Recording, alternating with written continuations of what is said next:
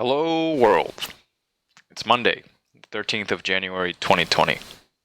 Present time is now 1:22 p.m.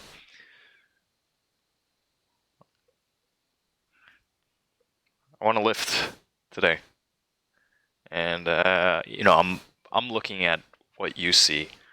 And things are positively fucked. For example, this it's all covered up. We'll get things right eventually. Before I get started here, there's a little something I want to do. Get set up right. Da-da-da-da. I don't think you can hear it, but my laptop's fans they're going off. Very, very noisy.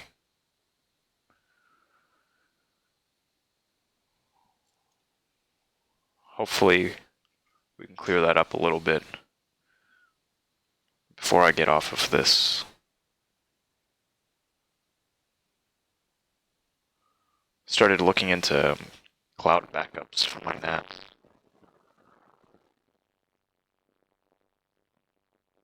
It's been something I've wanted to do for a long time, but just hadn't gotten around to it. Because it's an expense.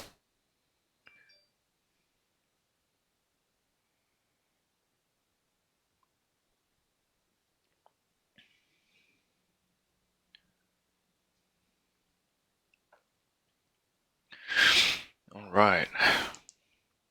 So, where are we at?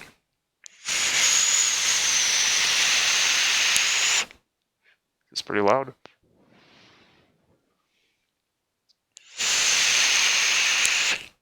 Yeah, it's loud.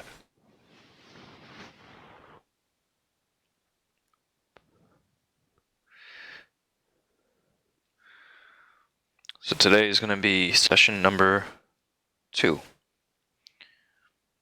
If you can call it that.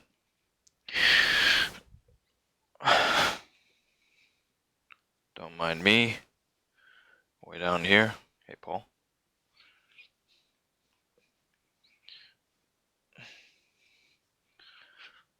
Actually, may as well get up. So, January the 13th. It's funny, I so very rarely put pen to paper these days. So it feels a little strange. Right? I said I would ramp up aggressively, but yeah, we'll go up a little faster than prescribed. Hit all the things.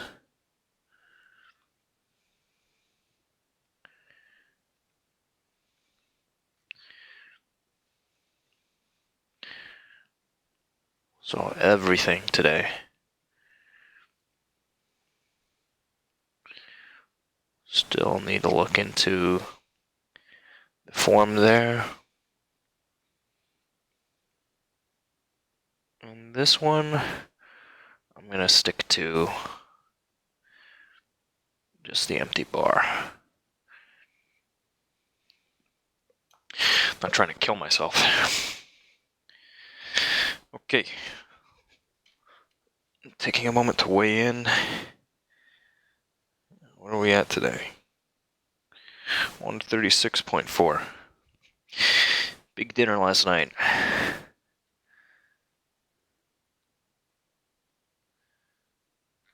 Got everybody together.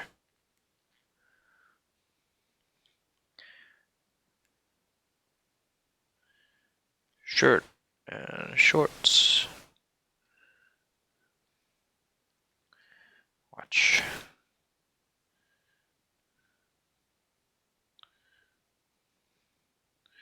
We don't need to know underwear. That's silly. Okay. Whew.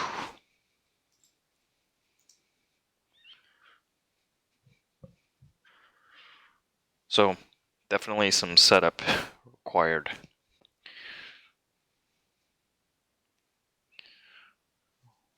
maybe I'll get a little smarter about it today.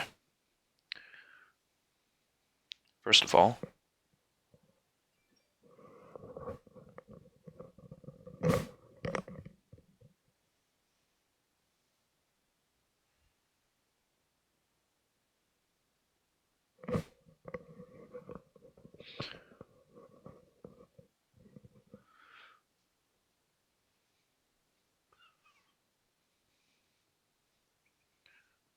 that and that.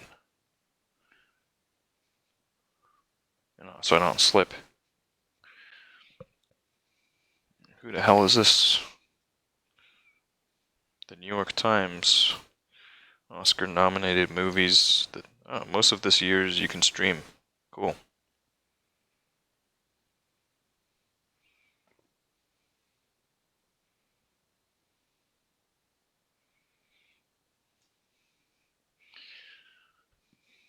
All right. Let's see. We'll do this when I'm setting stuff up.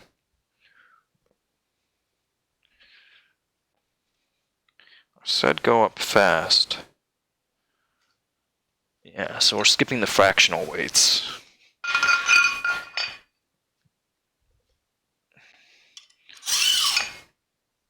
That's fast enough.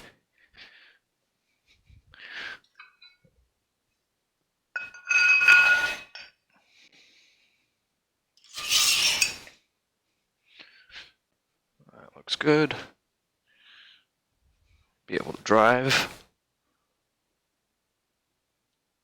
And let's see how that looks. That's not really good. This isn't very good at all. This cuts off some of this, so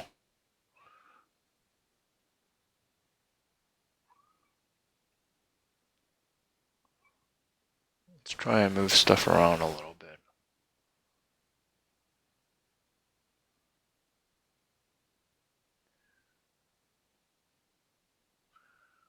Yeah, that's something.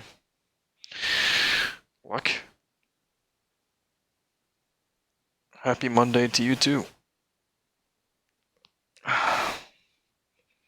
Hope you had a good weekend.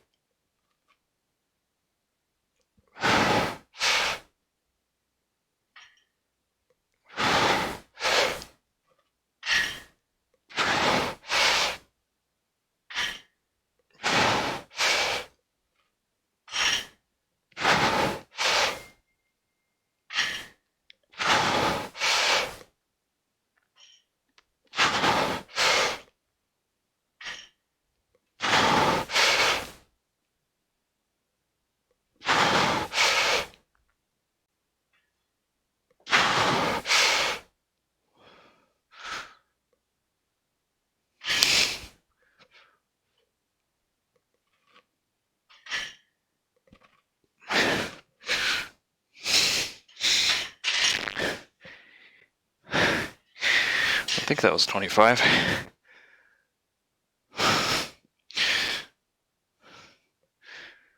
Was it?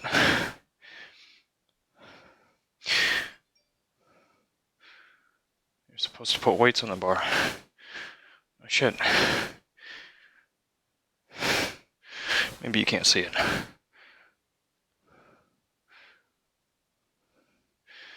Whoops.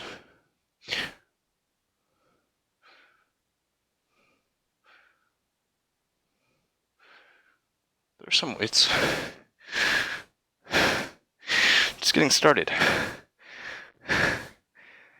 I'm out of practice, out of shape.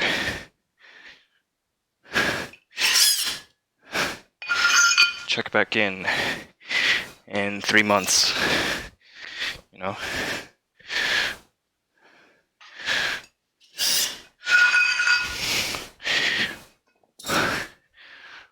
And even then, it won't be anything impressive.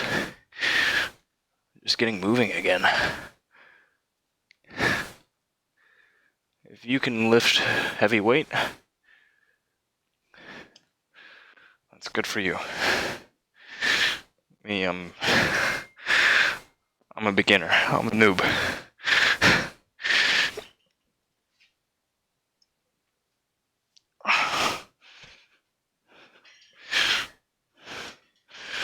But I'm getting moving again. That's all that's important.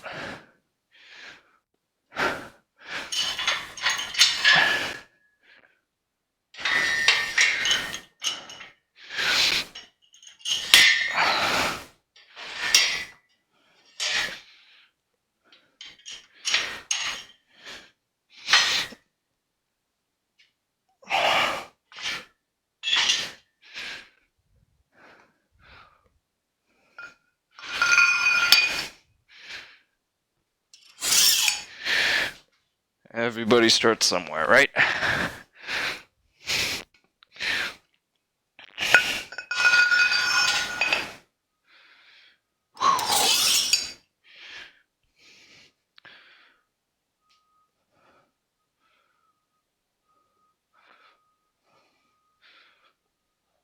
The French guy.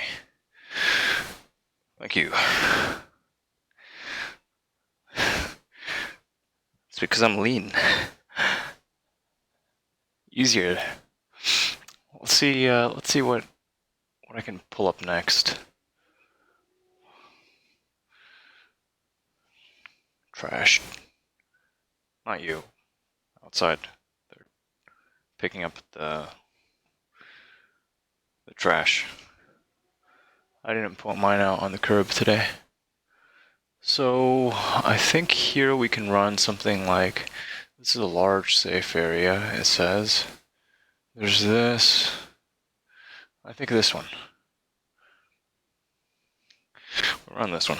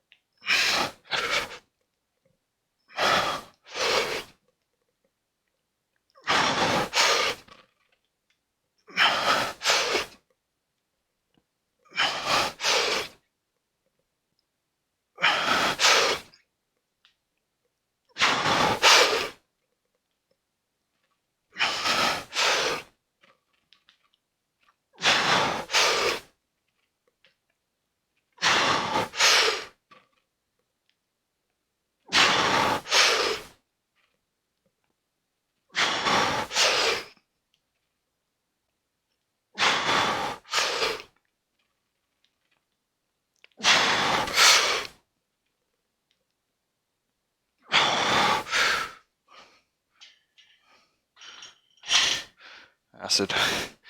How many did you count? What was that?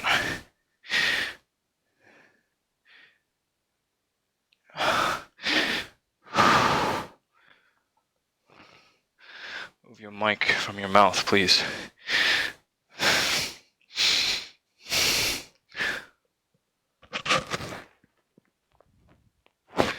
If I move it away from my mouth, then how will you be able to hear me?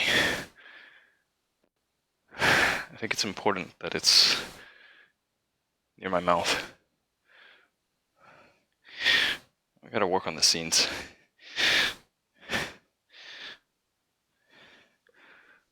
We could try that right now.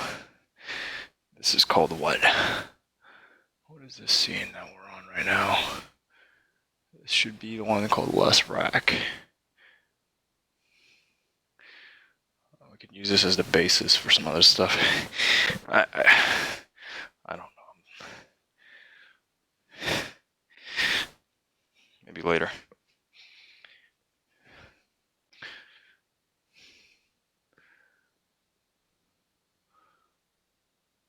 Hey, young fat cat.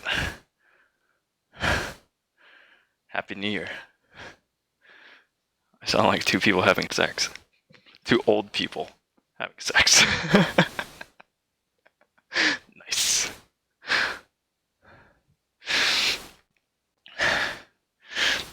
That's the best type of two people.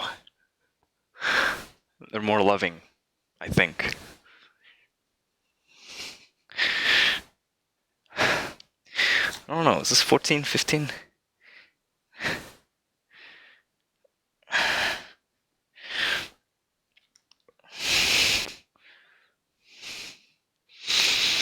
$2020.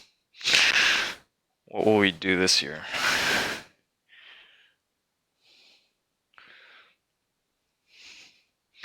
What are you up to, young fat cat? Are you on a holiday? It's been a while since I've snooped on your Instagram.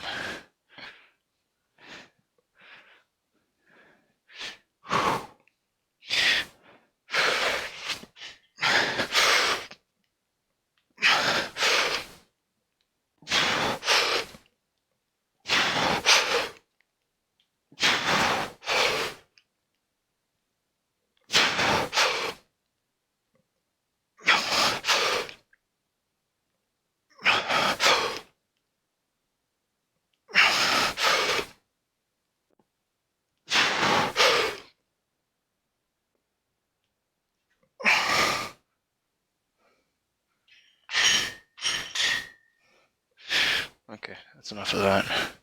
I counted 11 there.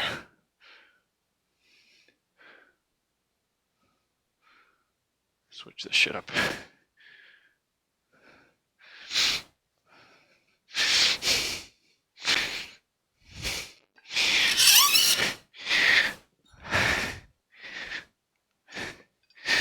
Wants are unlimited.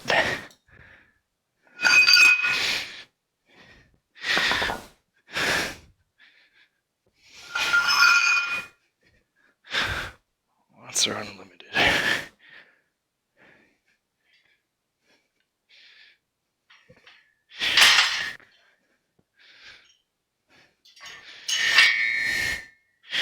If you want something badly enough,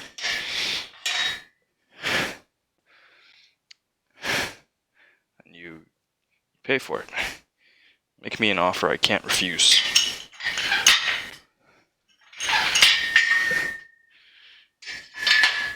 Yeah?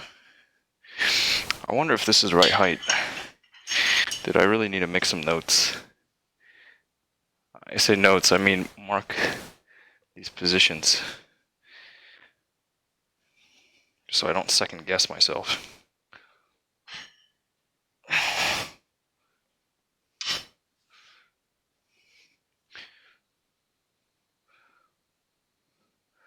Young fat cat. You had a vacation, now you have to go to work again. But we have ski driving now. Ski driving. Things are great for you, that's great for now, that's good.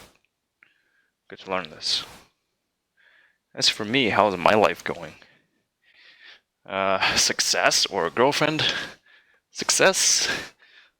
I'm starting to do something.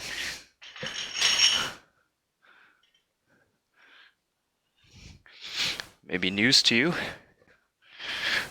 But I booked plane tickets to go out to LA. I will be headed there in the not too distant future. Which is part of why I'm getting back to the weights.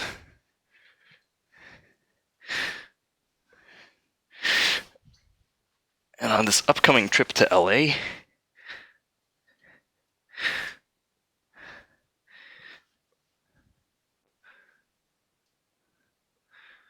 I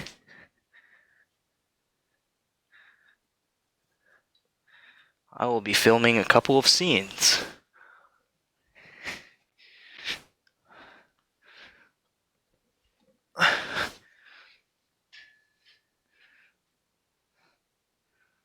That's good, right? Some space to set up.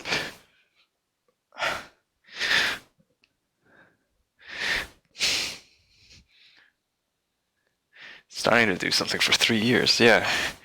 I've been learning for a while. So now we're starting to do some stuff. You know, we'll make a little bit of money and just keep reinvesting, and maybe it'll work. Maybe it won't. But come on. In this time that you've been coming around here, a lot of what I've been doing is just staring at the computer and then sometimes picking things up and putting them down again. So I'm getting a little smarter. I've done enough observation for a minute, and my belt's been tight for a long time. And it's... oh shit. This guy, whoops, I missed him. I think he misunderstood. I don't think I should have been clear. That's my mistake. So, starting to figure things out. Still at this very basic level of trying to make my ends meet. Still at the basics, but doing a little more adventurous. What do I think about Iraq and America? Not much. I don't think of it very much. You could say I hardly think of it at all. Chris Mark, the way you stretch, it should not be hard to get your ends to meet. Are people willing to pay to see somebody stretch? I gotta work harder, man. Gotta do more. Anyways, this scene is all fucked up. I'm looking at this and it's fucked. Let's see if I can make it a little less fucked. Play around on the computer a minute. Okay, Chris Mark. That sounds good. Feeding Tommy his lunch. That sounds good. Yeah, we'll figure this stuff out. There's some stuff to figure out. I don't think I can undo, huh? No, I can't. So I'm already committed. Alright, well, let's be good to get some reference.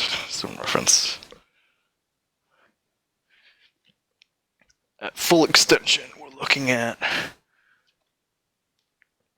a couple up, 2 up, from where it's set up to start. Let's play around with this a bit. This one I don't think I have a transform.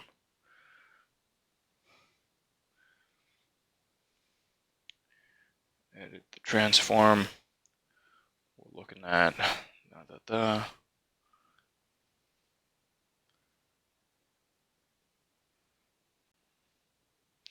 I still smoking 5 liters of liquid a day? No, not that much.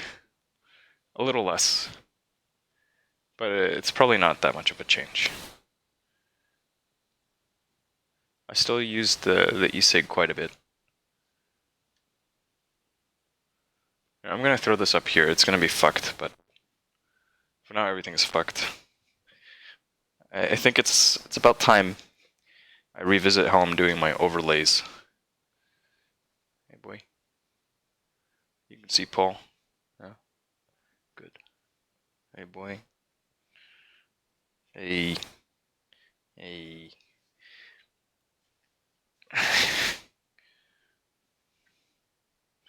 We'll figure out the numbers there. Let's try to knock this out.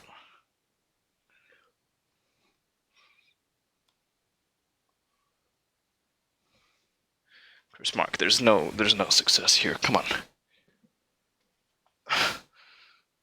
No one should model their lives after me. I have some good habits, but that's about it. It's about as far as it goes.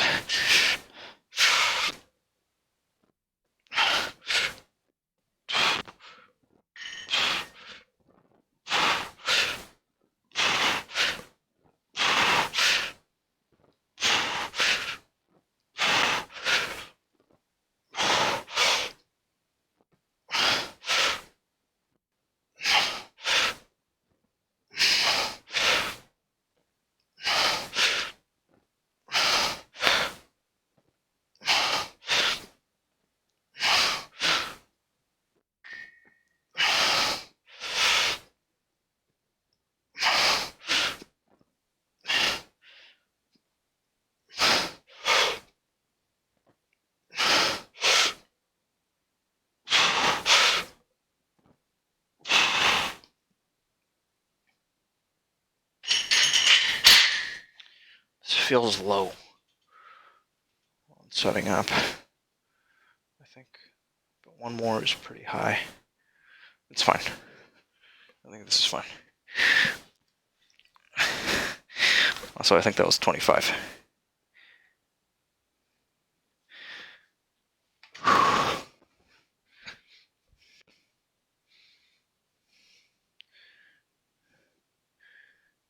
Nine out of 10. Thank you. I started stretching. Started learning these yoga poses. That's been kind of fun. Fun and challenging.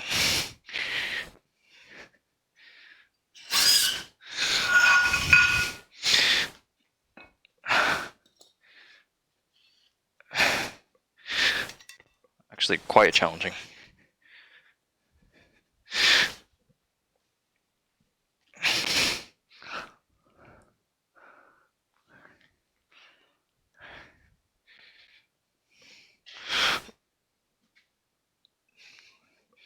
So after I finish this,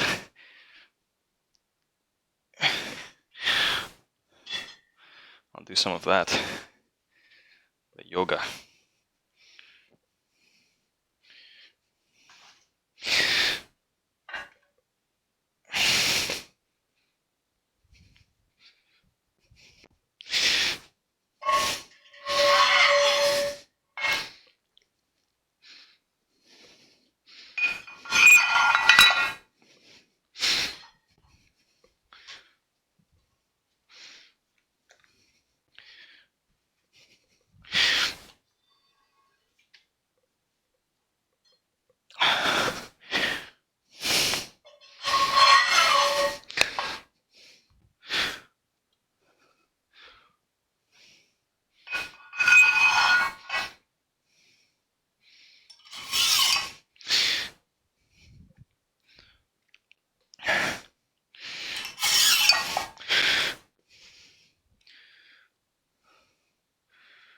Okay, Chris Mark. Take some time to enjoy your weather. I may. Thank you. And young fat cat, yeah.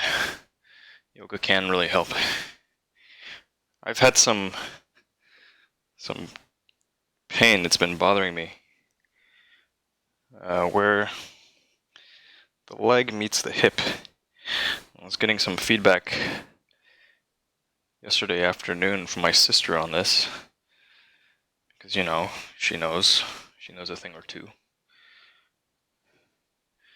She was suggesting a couple of things.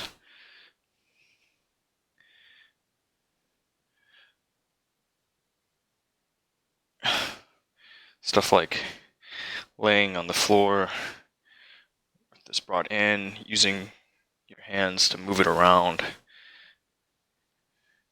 and find the bind.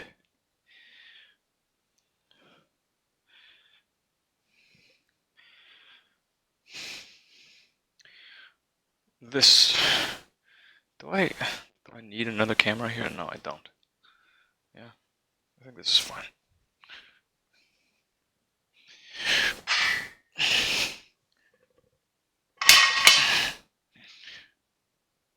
I think this is fine. We'll even put it way back here.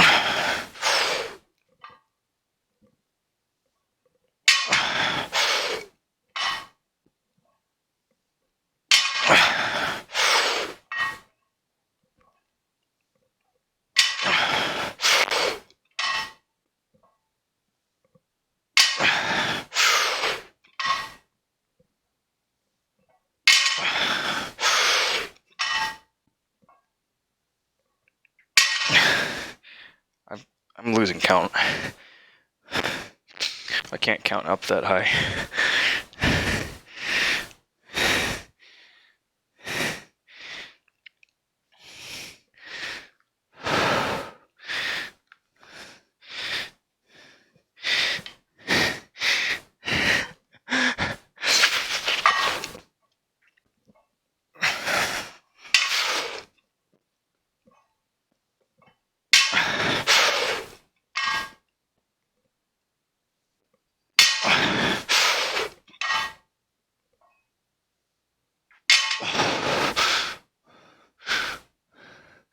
Deadlift looks good. Good. Shit. You know, I had 3 cameras here for a moment. This is better. Keep it simple. Feeling a little lightheaded. Breathe a bit.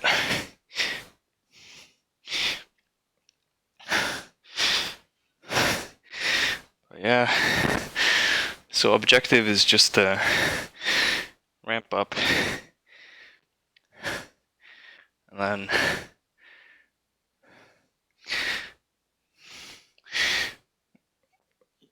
leading up to this trip out, probably back off of it and just focus on strictly on mobility and working out all of the kinks, the binds.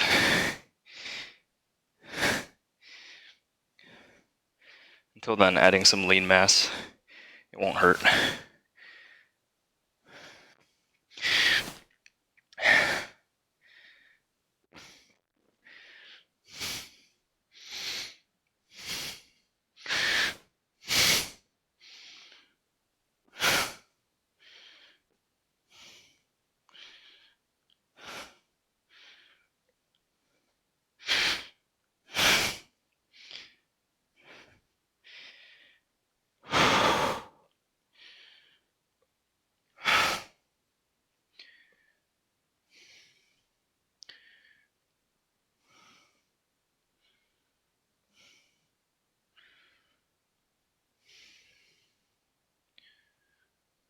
My computer is still making a lot of noise. Piece of shit.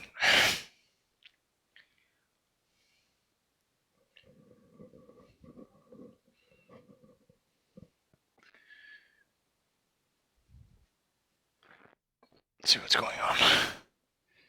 Blah, blah, blah. Don't put all your eggs in one basket, it tells me.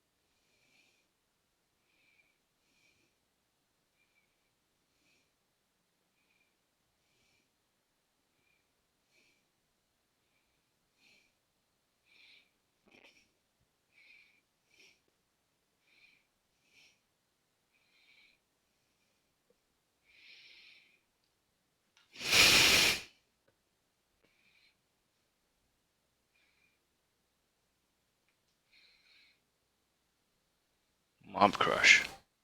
Wow, I completely forgot I was streaming out there. Welcome from Mob Crush. Happy New Year.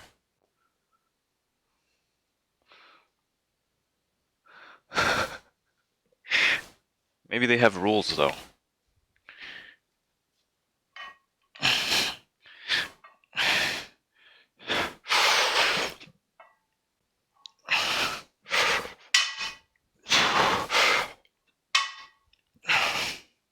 My breathing's fucked.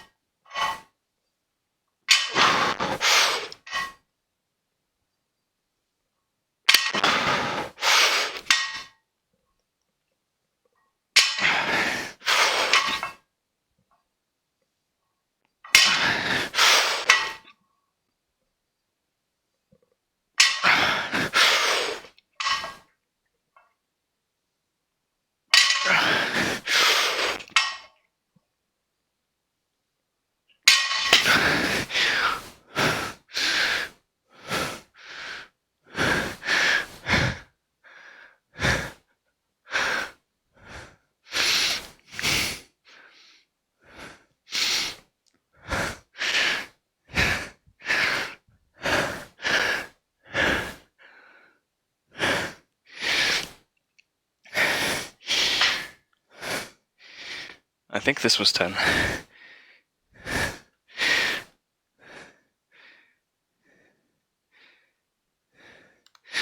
I have no idea how many I'm doing.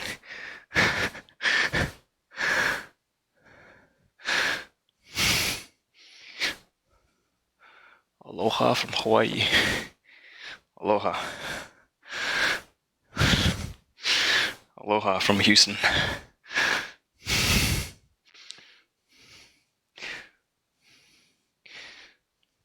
Thank you.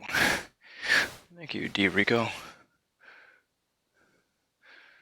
Is this the future?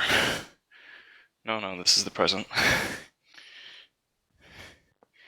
January 13th, 2020. 2:01 p.m. U.S. Central Standard Time. Houston, Texas.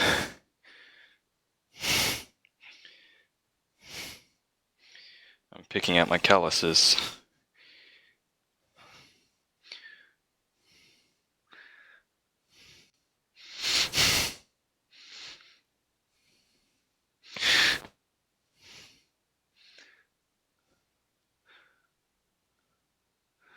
Thank you. Now I know I'm in the present. Now I can rest. Good. Rest your mind. You're here. This is now. Everything is gonna be okay. There may be some shit you need to do, but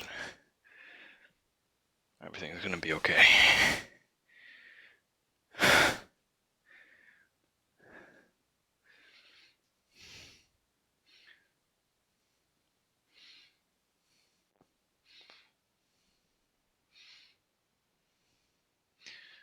Yeah.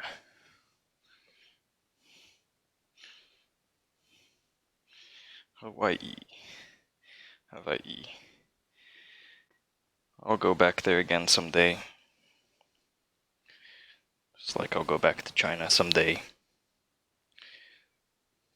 Not now. Not now.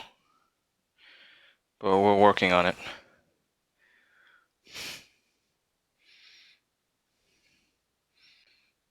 Have I seen The Witcher? No.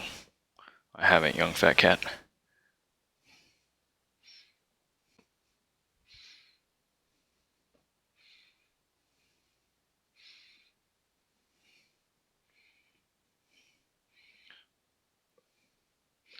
I have not. I don't think I played the games. No, I never played the games.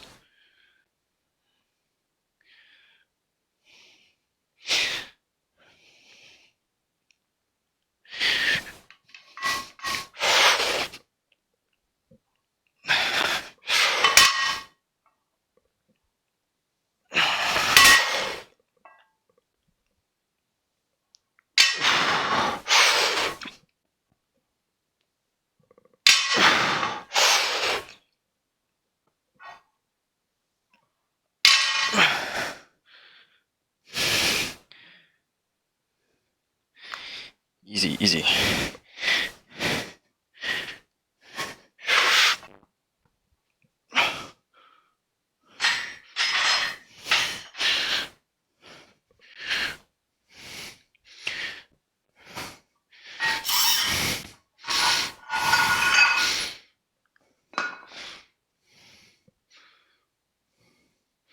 Without the games is half that interesting, I bet.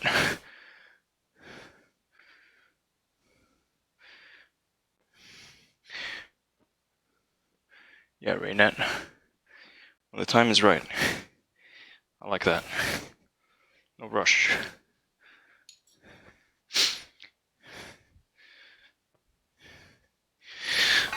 I like Hawaii. I want to go back. But when the time is right, we will go back to Oahu.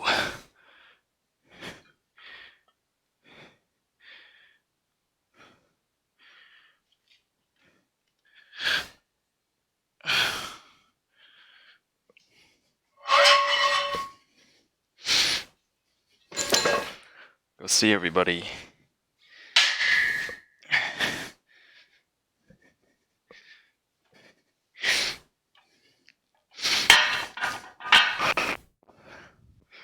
No hurry.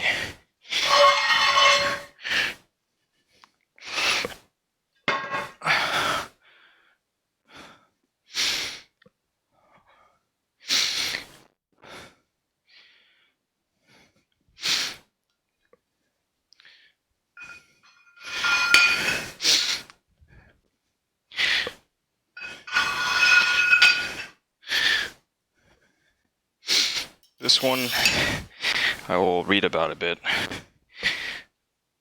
Been a long time since I read about it, and then I'll look at some videos and what have you.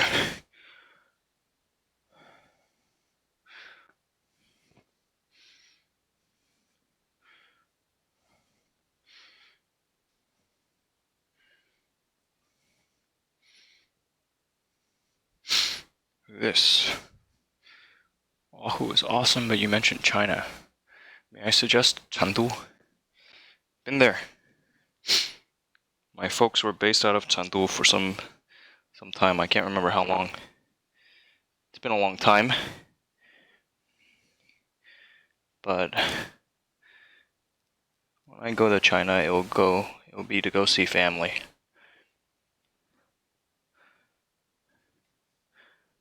I want to visit my grandparents.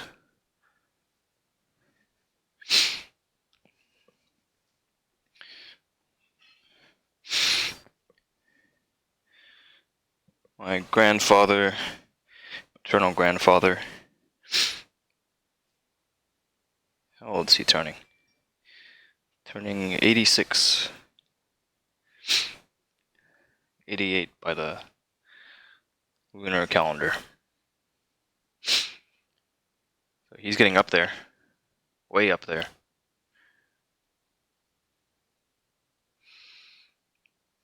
So I'd like to see him and my grandmother.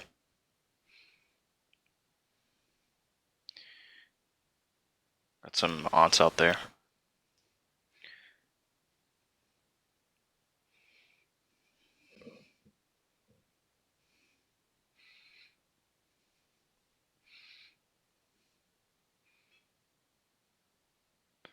Probably work for the Chinese government. When the time is right and you have enough information about America, you leave. That's why I never give clear answers. Hey, Panda. Young fat cat. No. No, man.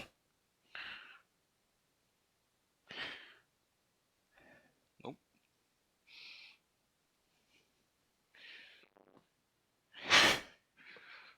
No, sir. Anyway, something like this.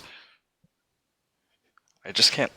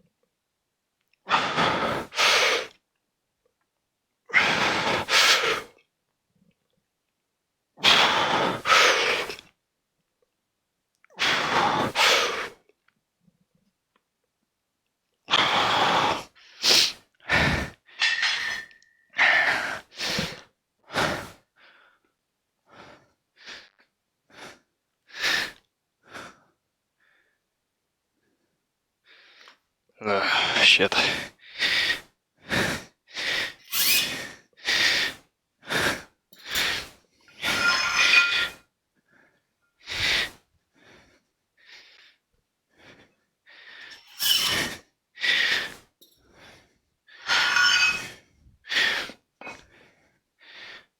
Right now, my income is, like this morning I made some money, or actually just around noon, through private sessions with an individual. Right now I have bet twice. Higher but slower, great finish, bam. Thank you, bet twice. Thank you for the feedback. This one on the row, I'll take some time to study up on it. Thank you, thank you. I make some money through tips. Very grateful for people who tip.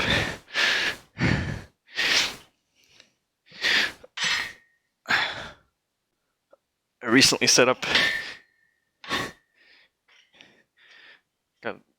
announced my OnlyFans. Have now got 3 subscribers. That's pretty exciting. So there's a little bit there. I have Patreon. I have 1 patron there.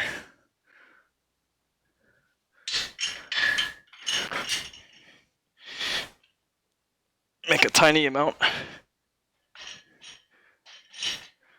on affiliate revenue. So still trying to figure out how to get this to work, fit everything together, be able to build,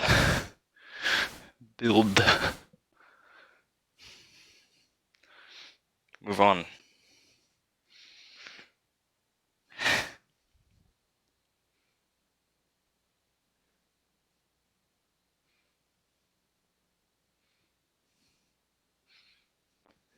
This is why your home looks like you just moved in for 3 years. Yeah, that's part of it. It's a crazy space. Always a mess. Oh, what am I doing?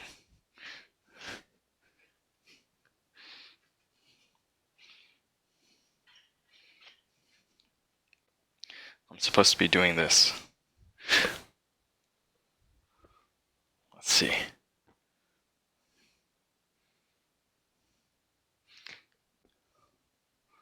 How far forward can I come? I'm gonna move this out here. Again.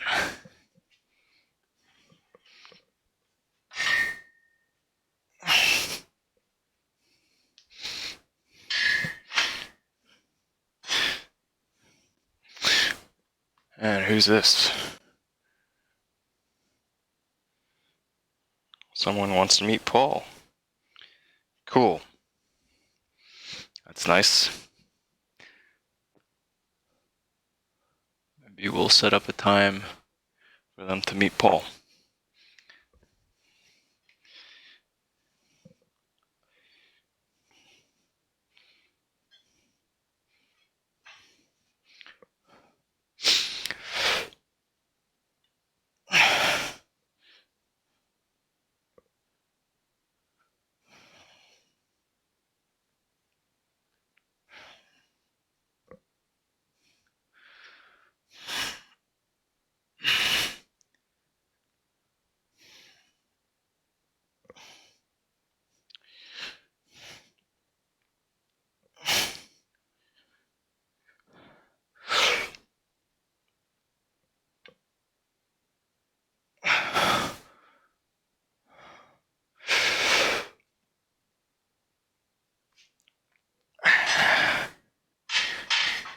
Still sore from Friday. What's up, Foreign Pine? Yes, train that body. Must.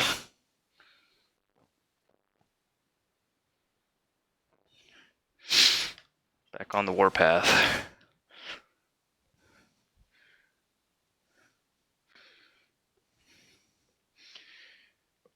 I wonder if artificial intelligence is still here.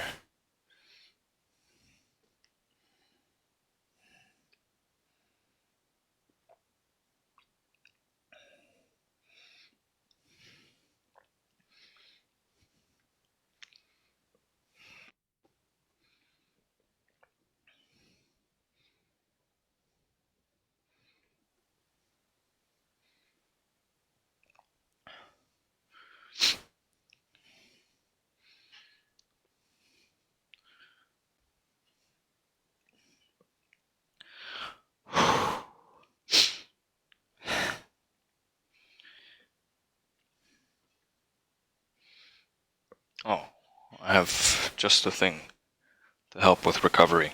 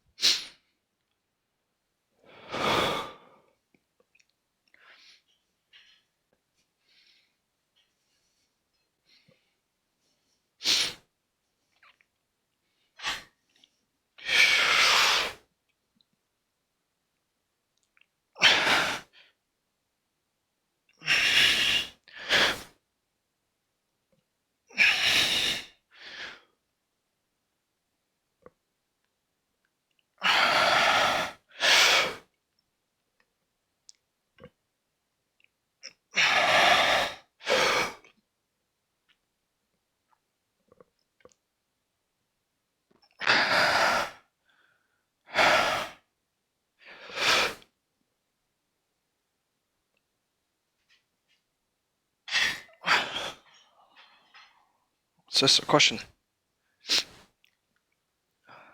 A question. No, Borak, I don't. I lack those things. At this time.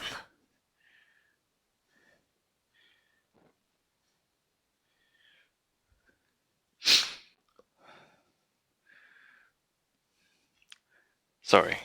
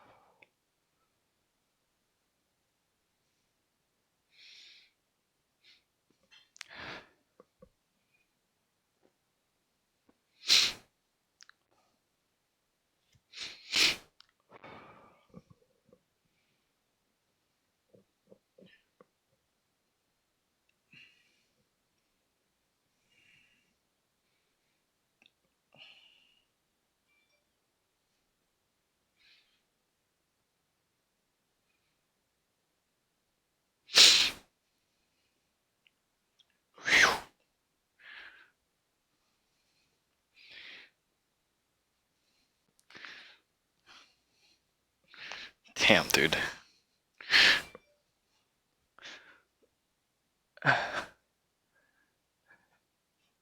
Damn, alright. That's an offer.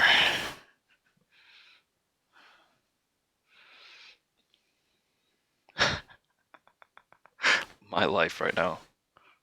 I swear.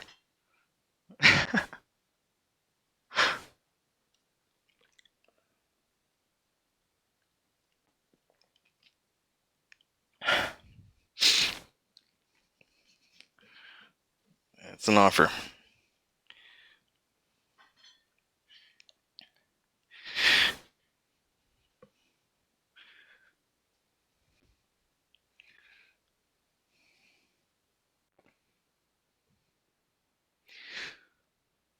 What a strange world we live in. Marvelous world.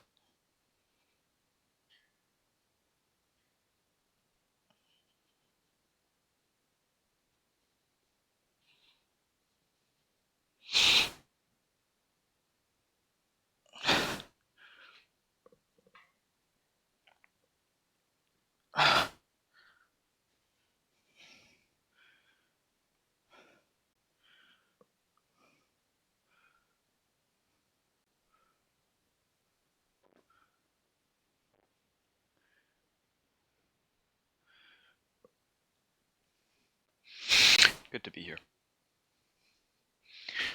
Good to be here.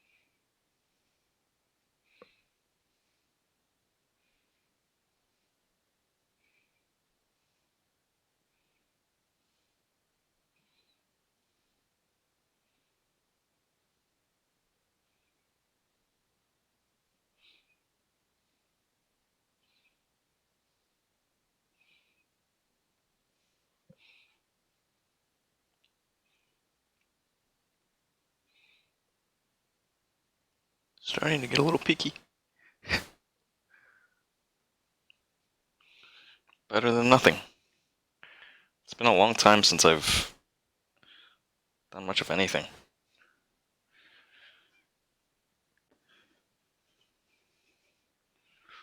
Alright.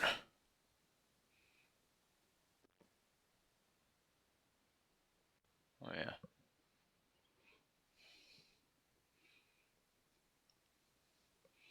It's important. This is an important thing to do.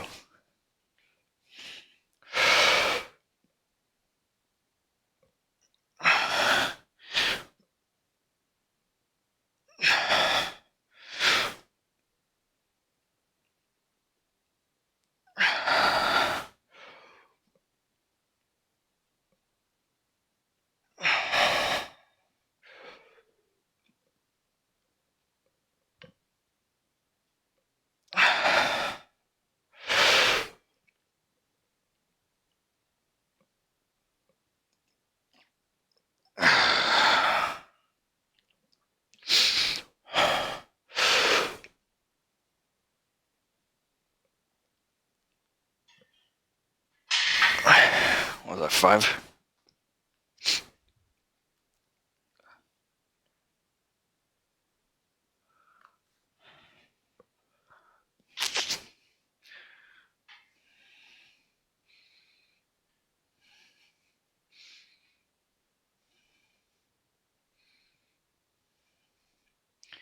What shall we do today?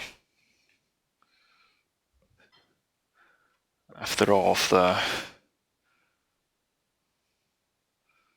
basics.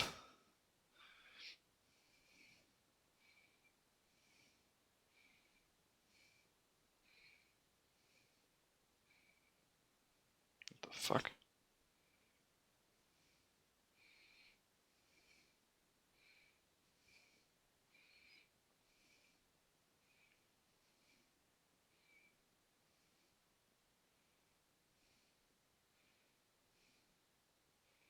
Oh yeah, there's also this. I almost forgot.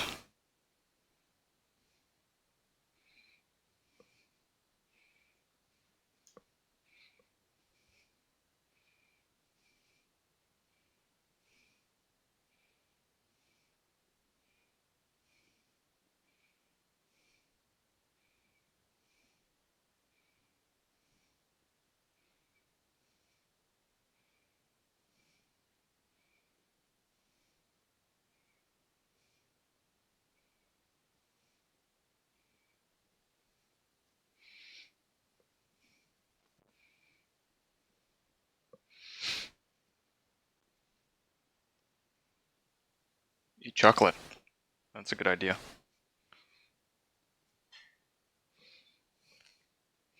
Have some. Get high, eat pie.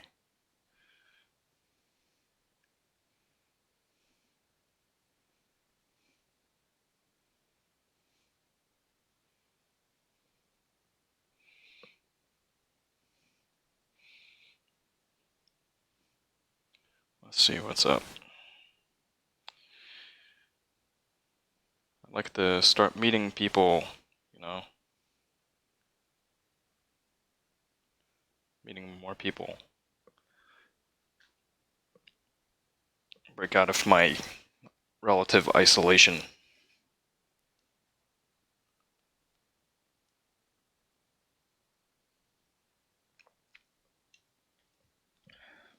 Develop some options.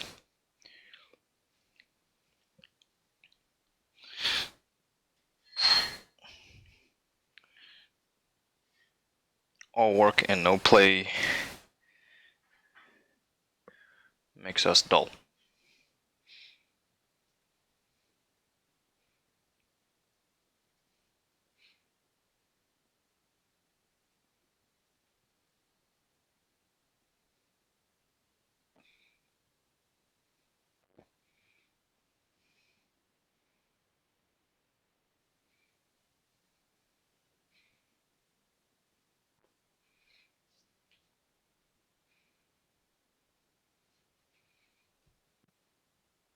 Yeah, must play.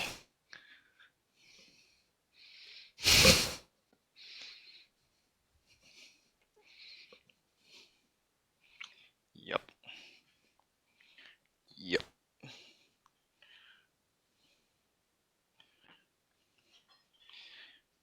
Gotta strike a balance.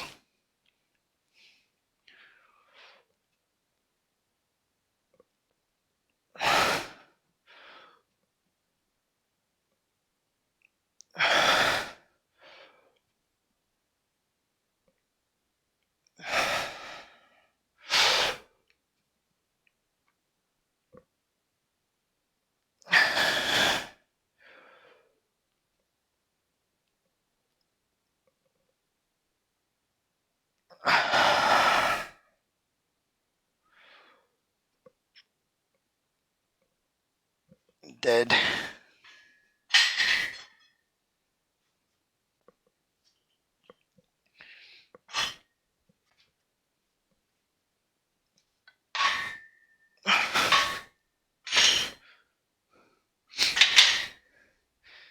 But I did what I set out to do, so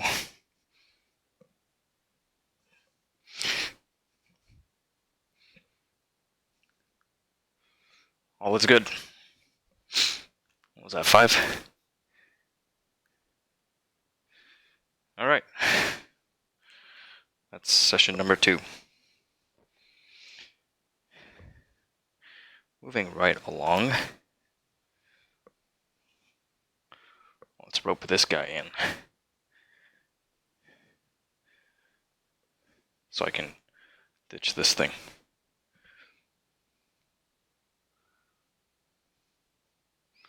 Alright. There's all this junk here. An awful lot of junk.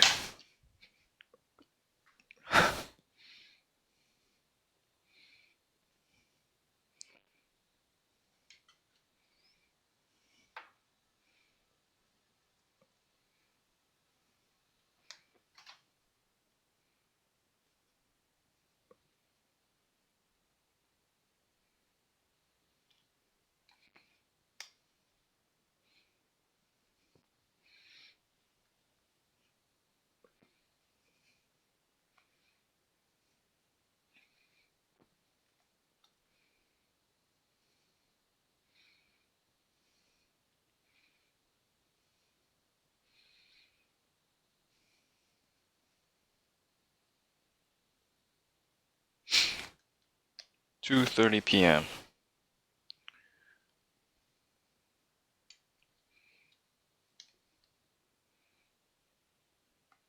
already.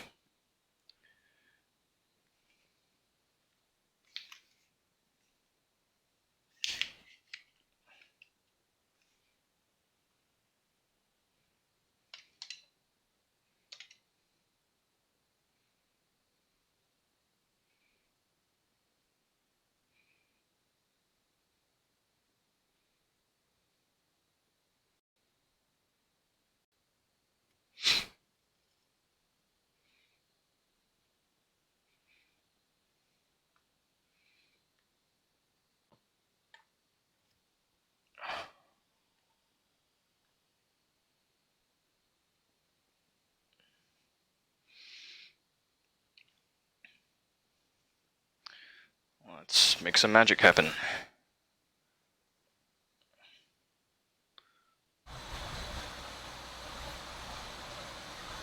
With any luck,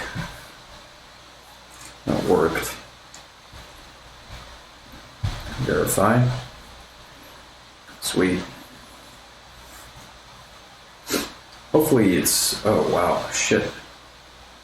CPU utilization's really, really high. That might be partly responsible for everything going to shit. I'm looking at this. That's really, really heavy. Super heavy.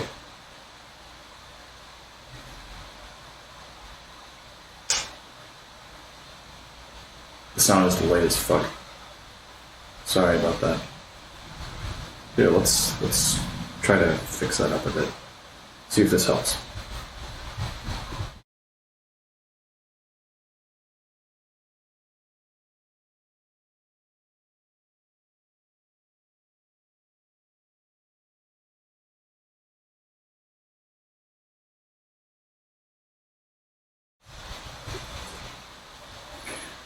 Better?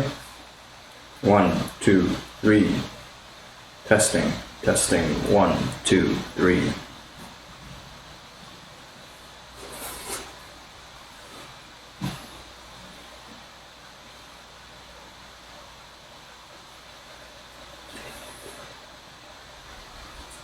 With any luck, it's a little better. Still delayed. Strange. That is strange. It's very strange. Looks good to benzene. I wonder.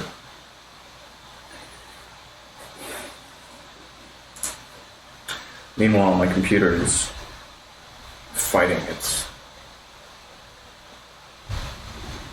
struggling. I wonder why. Put out some stuff.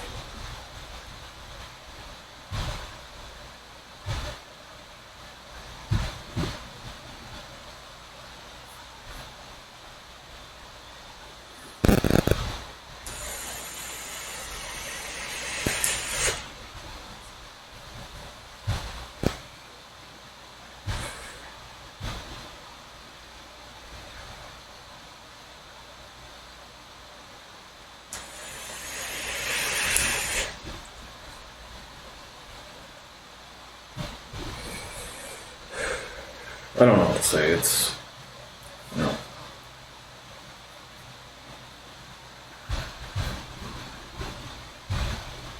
all is not as it should be.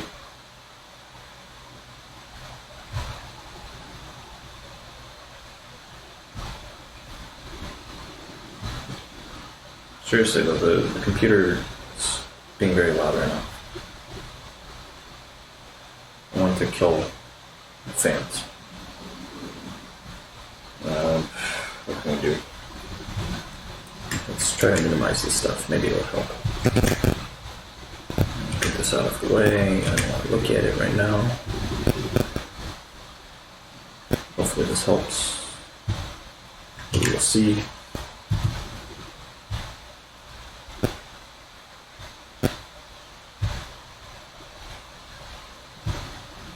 Crikey.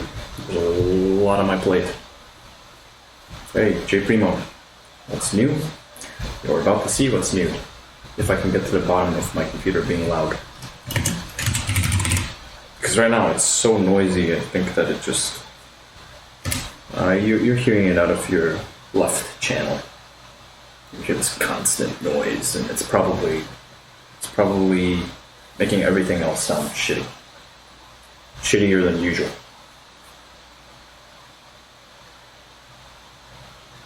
White noise, or whatever, pink noise, brown noise, fan noise. Hey, the timing is off. Song? Shit. I tried fixing that earlier. I guess it's still fucked. Damn.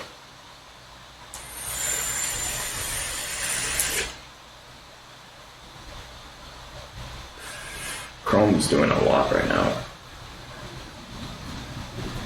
I think I'm gonna close it out, and open it up again. I'll try to fix the timing. It's like watching a bad dub. Fuck. Fuck, I'm sorry. That sucks.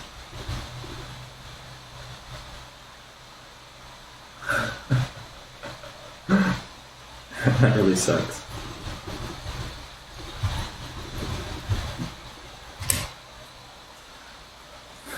Like those old kung fu movies.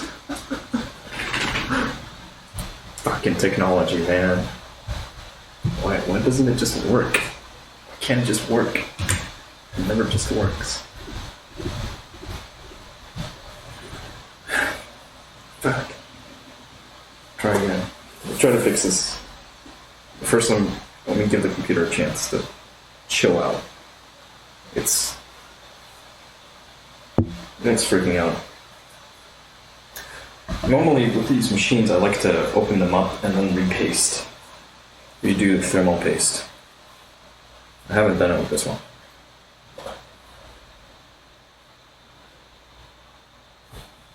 Hey, Paul. Come on. Hey. Hey, hey. Right, you smell like poop. You smell like a poopy dog. Alright, now the computer has calmed down a bit. Yeah. Fan noise. Going. Still there, but it's a lot quieter. Full screen this hoe. What's this?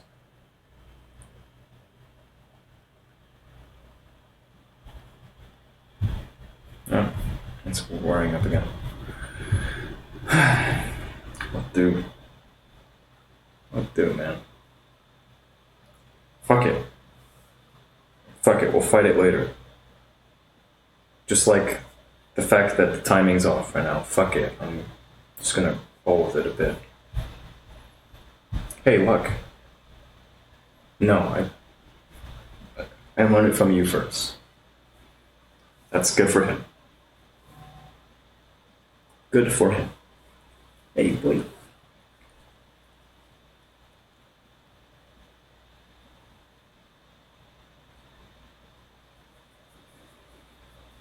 Alright, what are we gonna do today, Paul?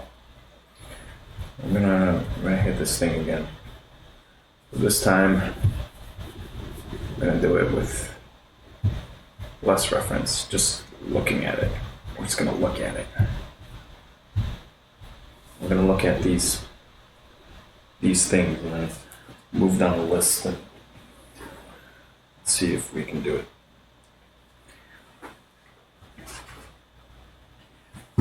Okay.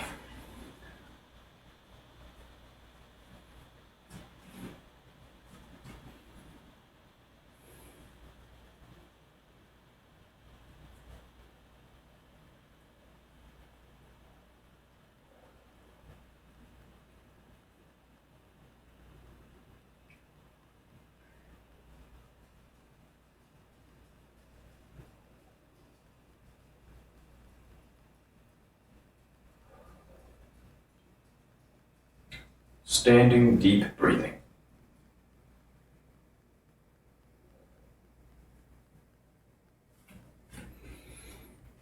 Half moon pose.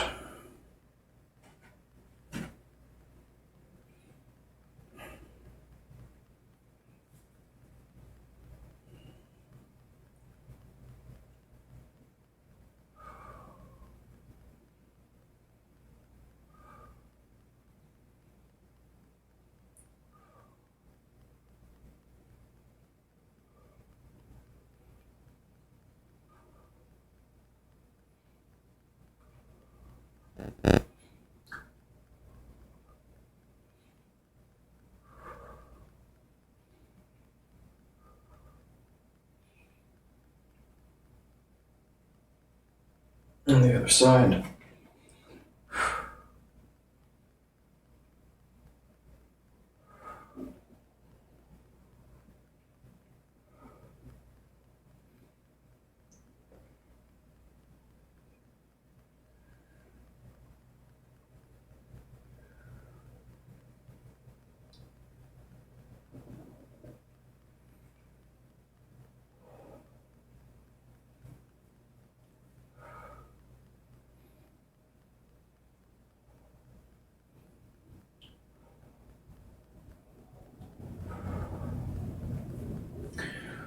Awkward pose.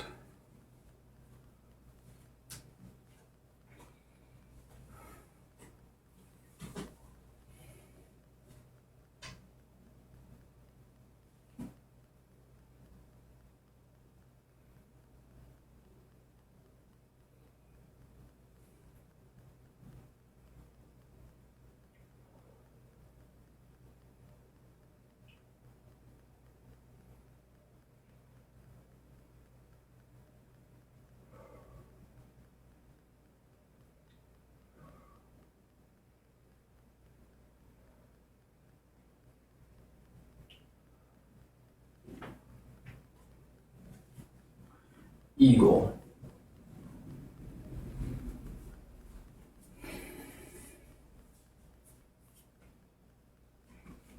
This one is challenging.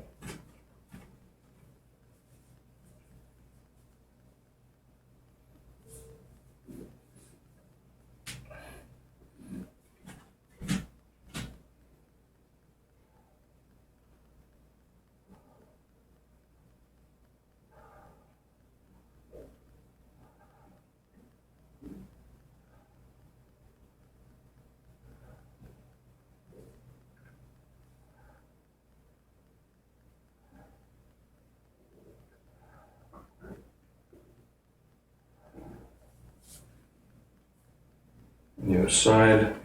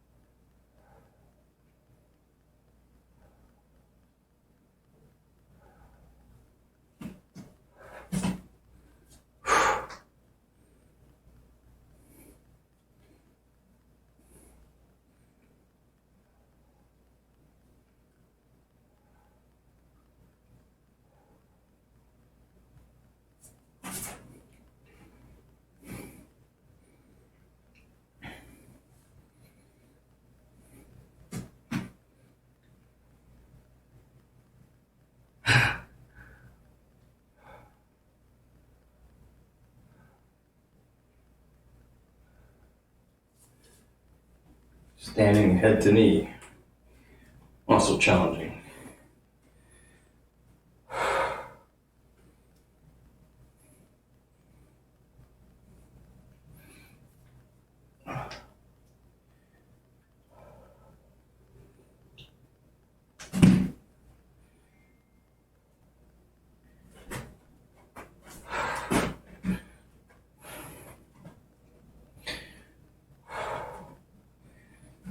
In case I need to cheat.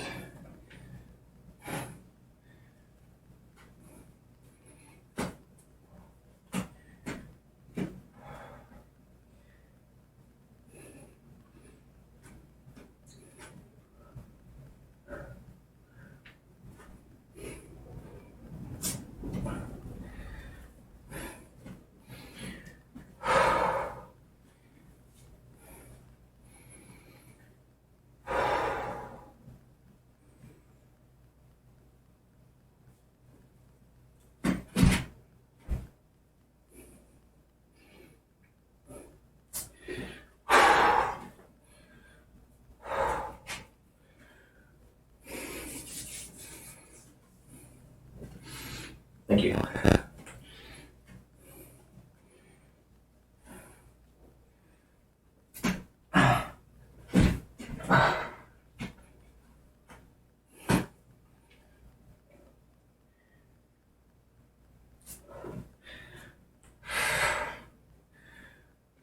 I must keep developing my balance.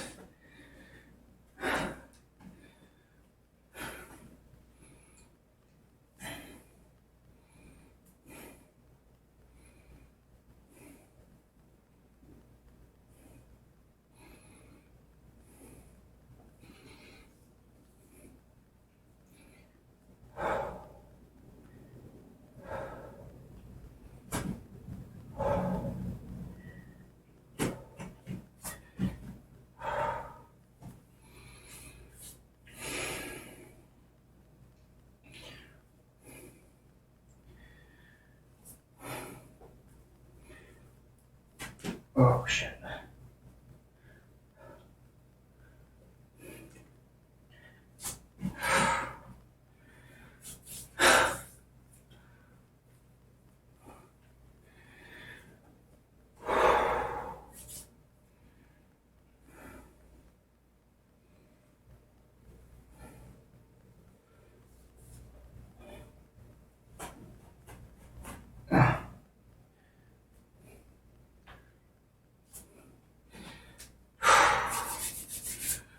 It's freaking challenging.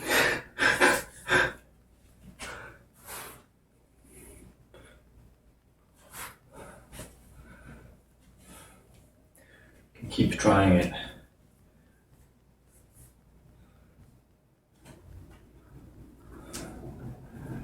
Or just say, hey, move on. Next, standing bow.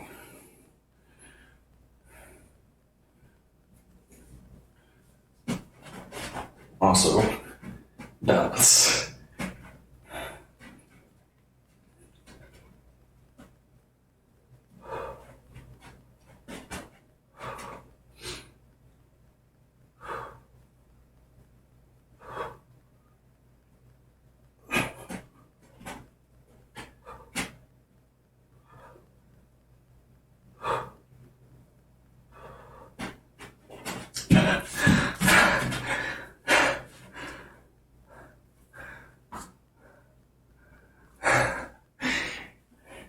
This is the fourth time I'm trying to go through the fourth attempt at doing this sequence. And my intention here is to make it into a daily practice. So,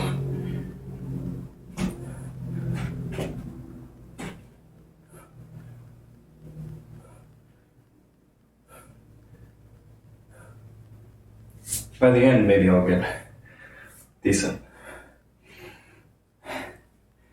Other side.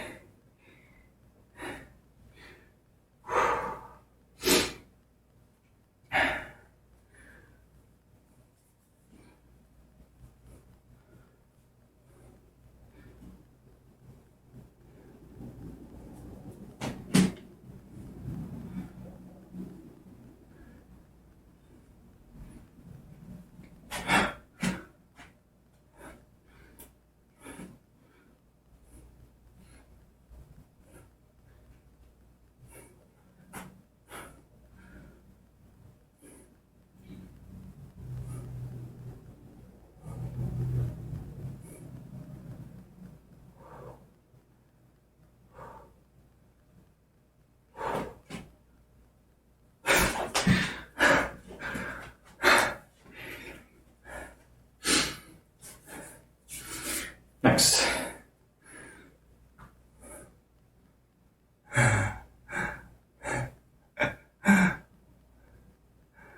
So you'll go with me, Eddie.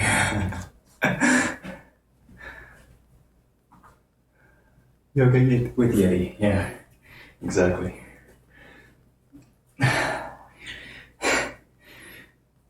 It's a good idea. Guided yoga with Yeti. This is a balancing stick. Again, balance.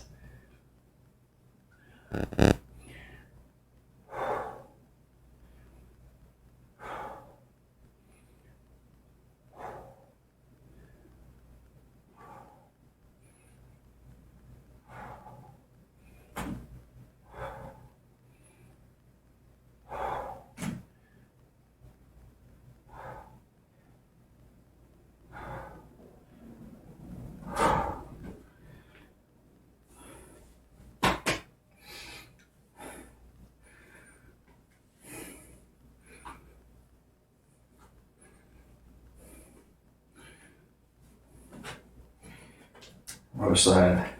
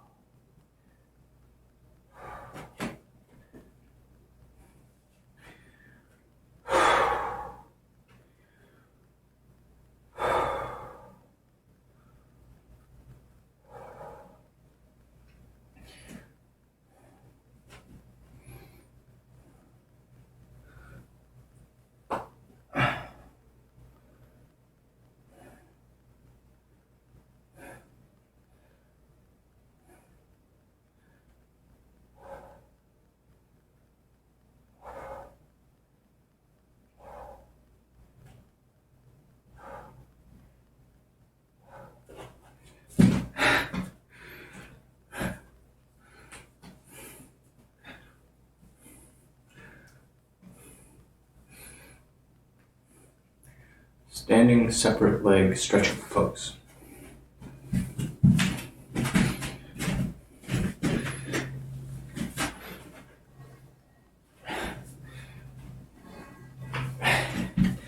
So far, I've just been going.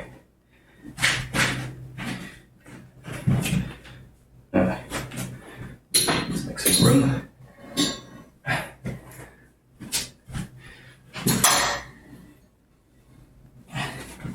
Aiming to go as wide as I can muster.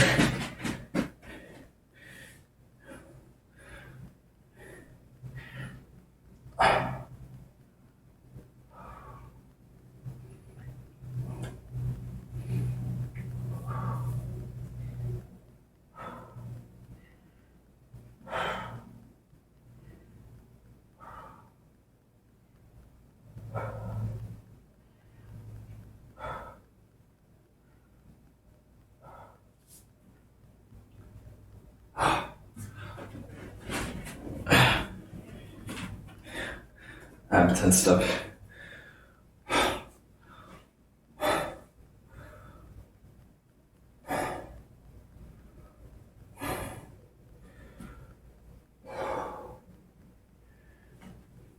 Still doing it.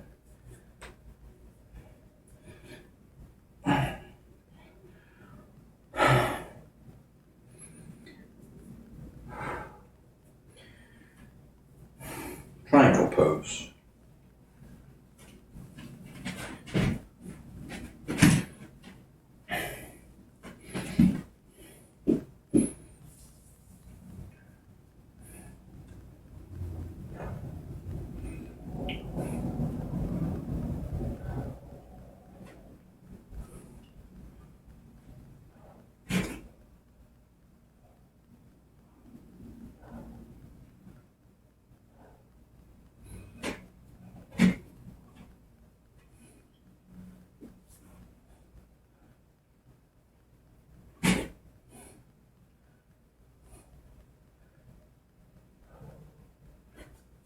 Other side.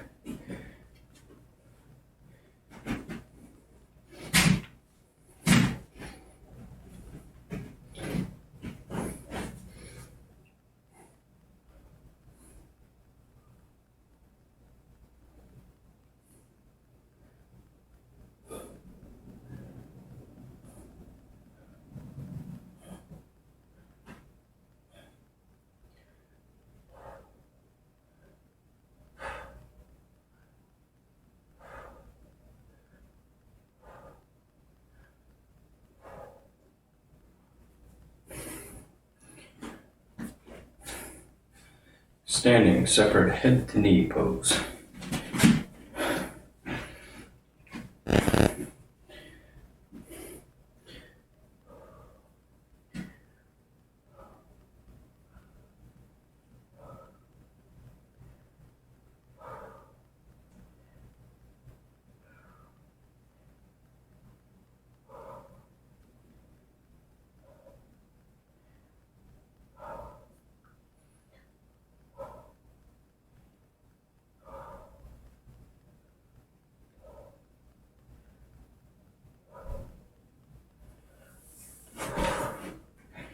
Other side.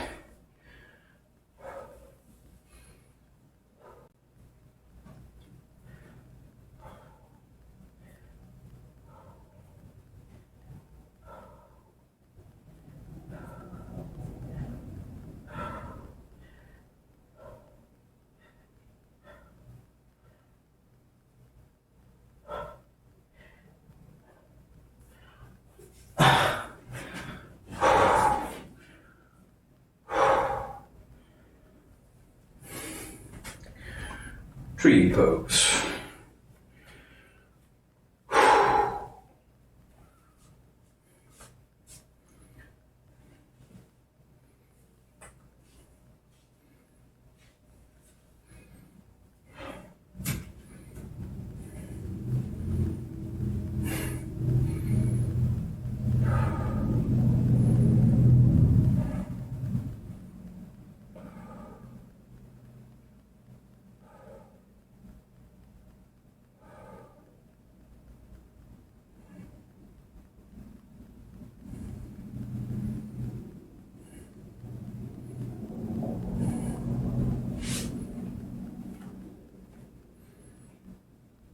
Other side.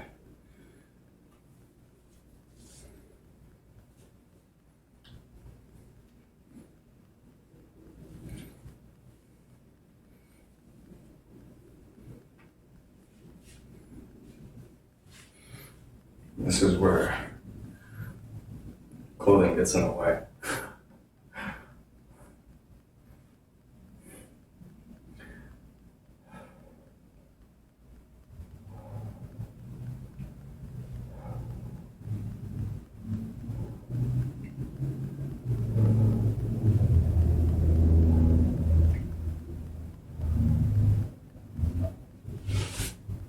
Or at least these. Toe stand. This one's pretty rough.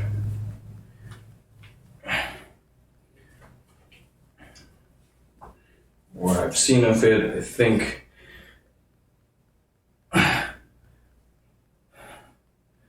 it's like this.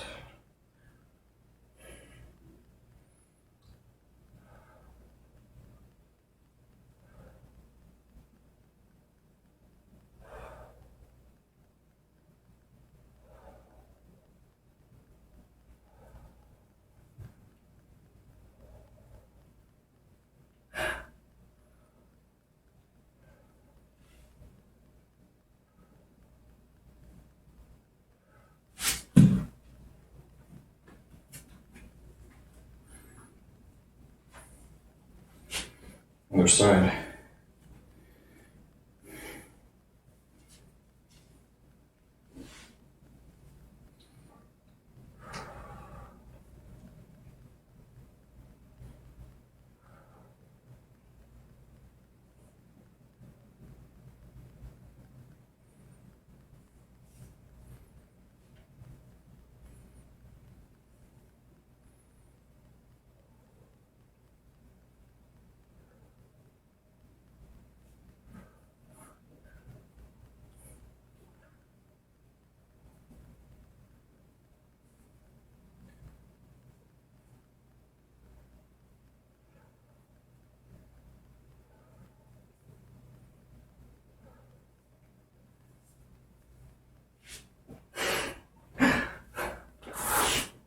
Next, dead body pose. That's easy. Let's move this and pull up some reference here.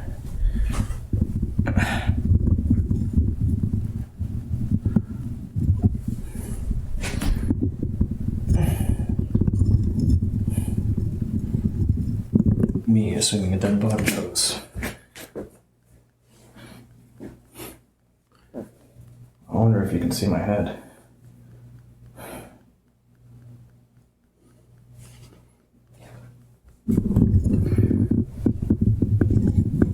Back here.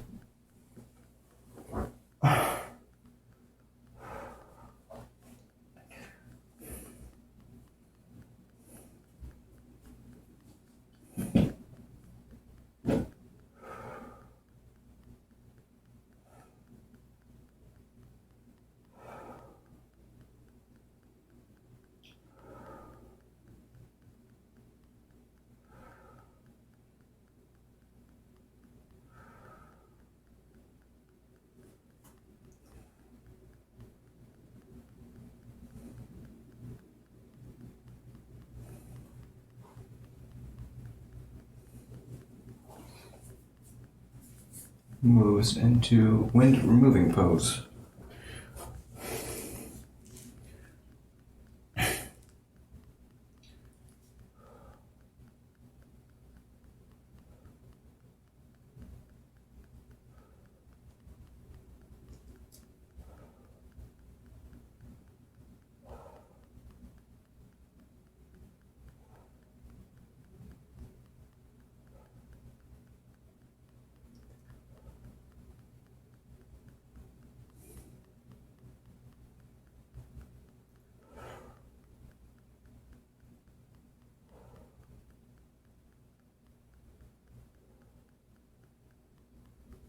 Oh, man.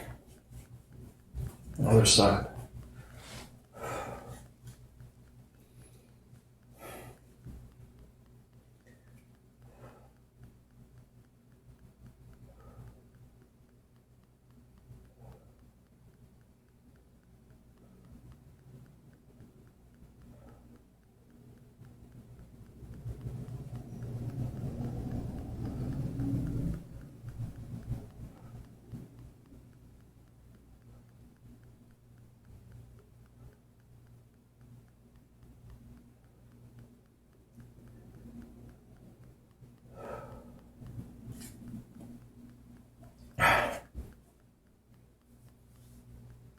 Next, sit up. Sit up.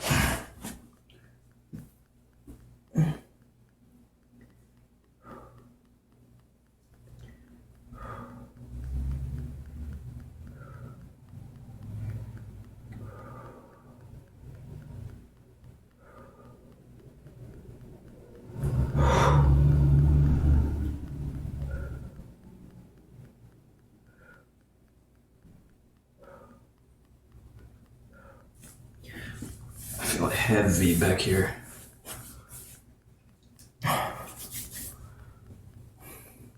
Cobra.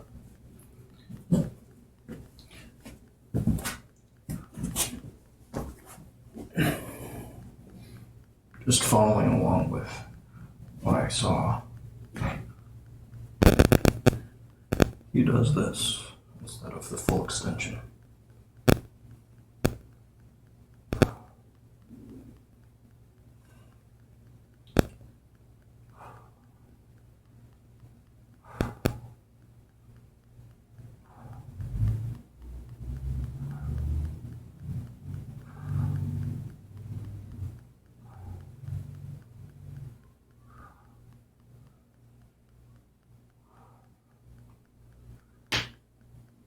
Moving into locust pose.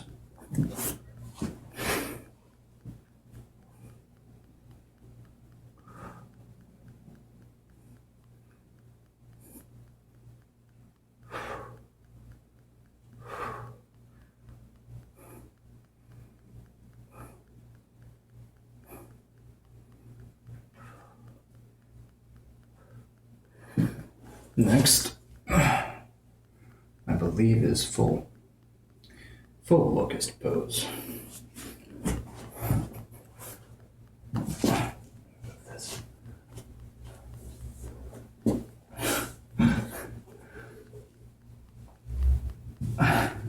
Got this button that's pressing into me right now. It's really unfortunate. It hurts.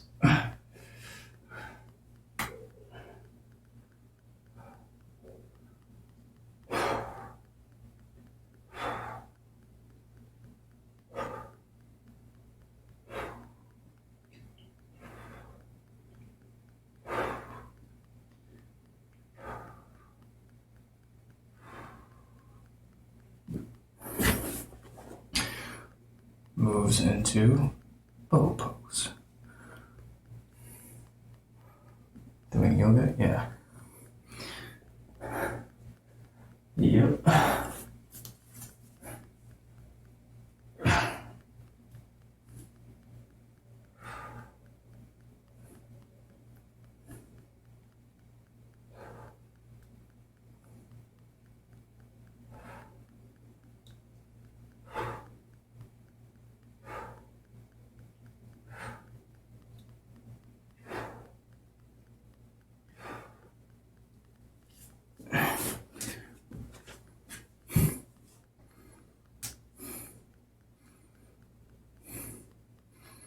Fixed firm pose.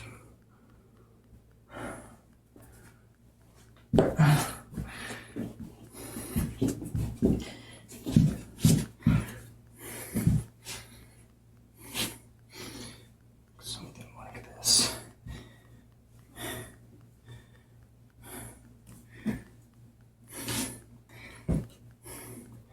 I've been doing it with everything stacked.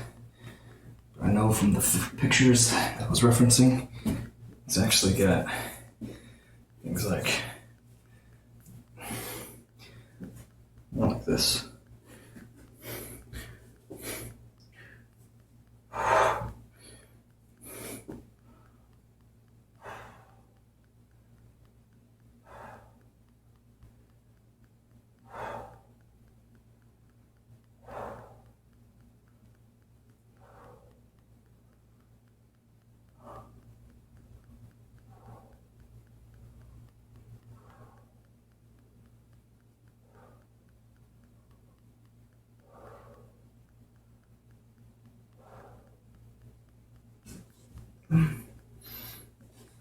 Next, half tortoise.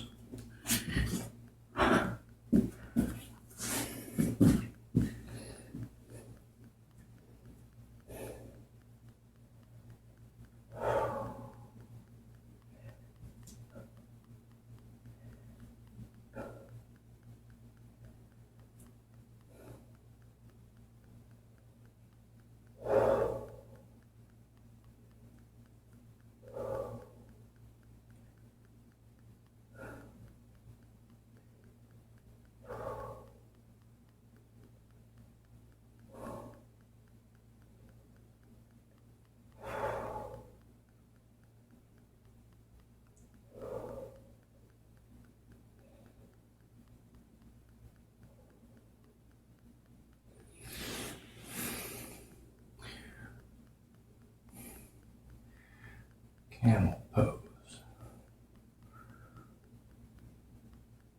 I think it's this.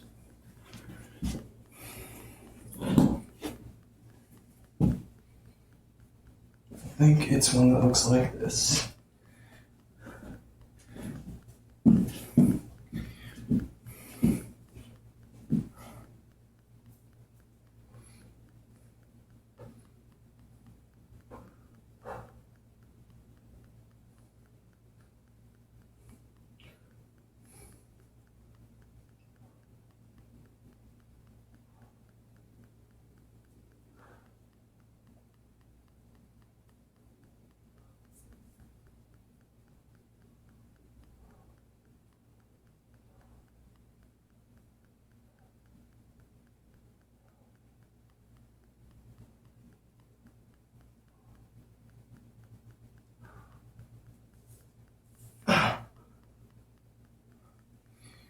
And this other one, rabbit. Moves into rabbit pose, which I think is the one that looks like this.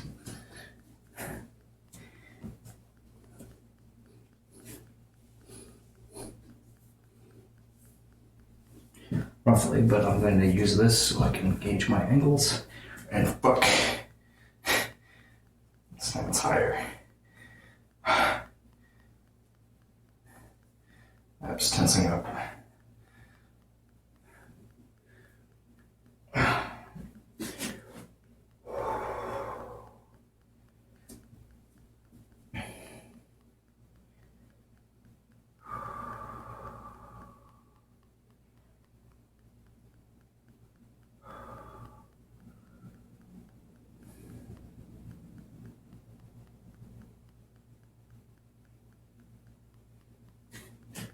This is a thing too. Oh, yeah. So you're driving your shoulder blades back. Would be the same. Up. Okay.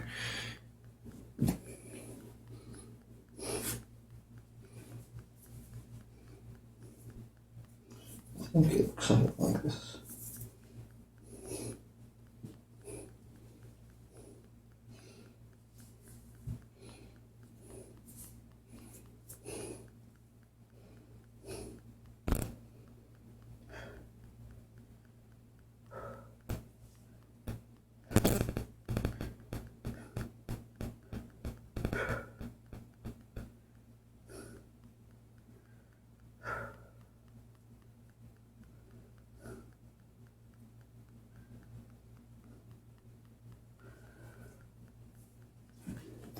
Let's see. For reference. Okay, it was I don't have it open on this right now.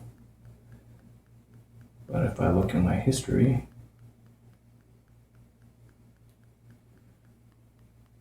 was open on Sunday morning.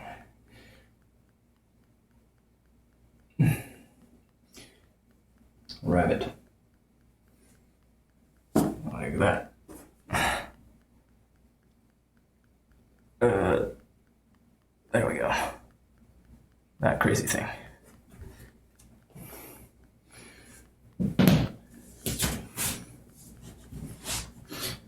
Head to knee pose and stretching pose.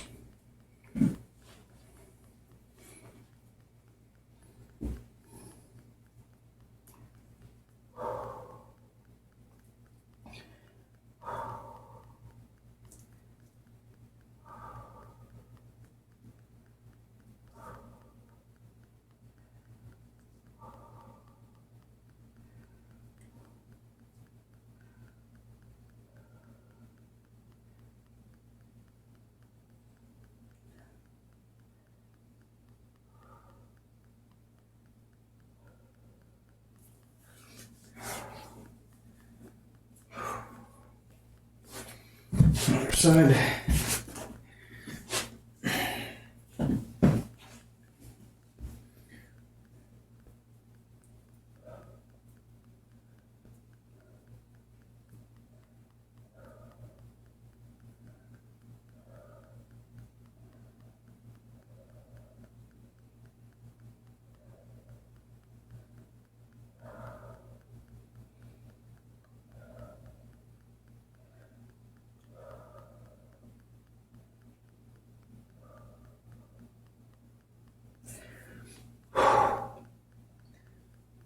Spine twisting pose.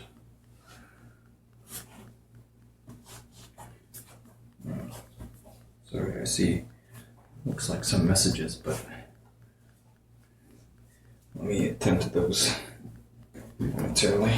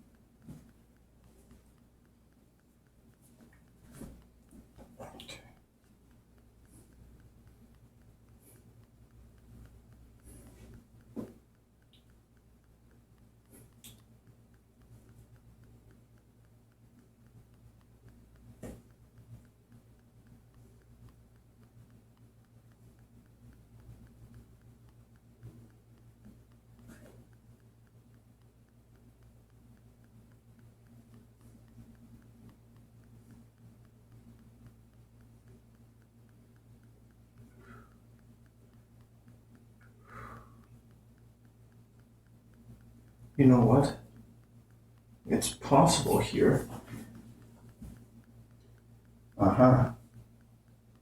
I think I see. I think it's out here. I think it's out here. Gosh, that would make more sense, wouldn't it? That would make more sense.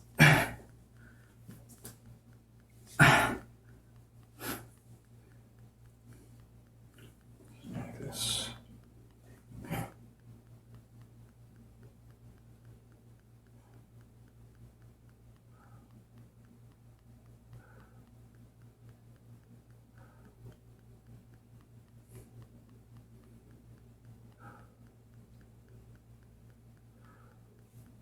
Yeah, it would. The other side again.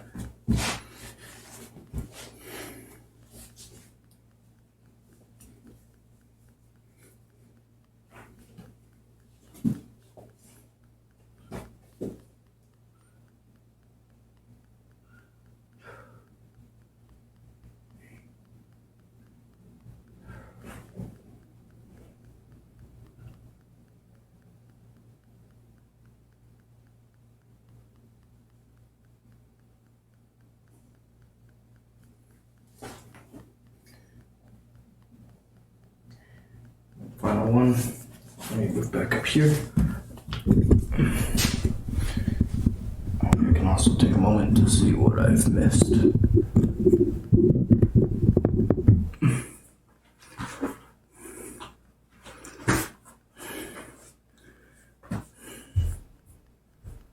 Oh, it's Derpy Panda.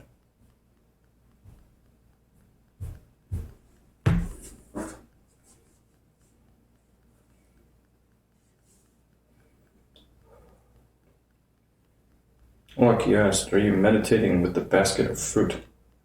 What basket of fruit? There's no basket of fruit here.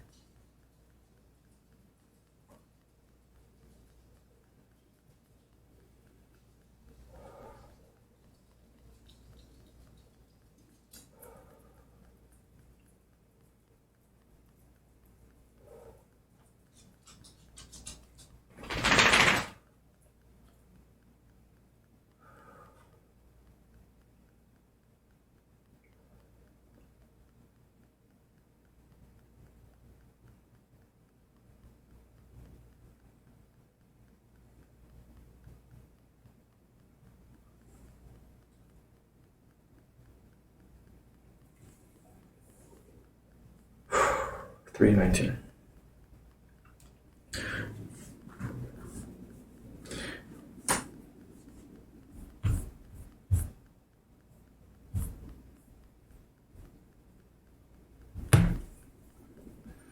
I would like to wash my hands. I'll be back in a tick. Oh, I'll grab some water.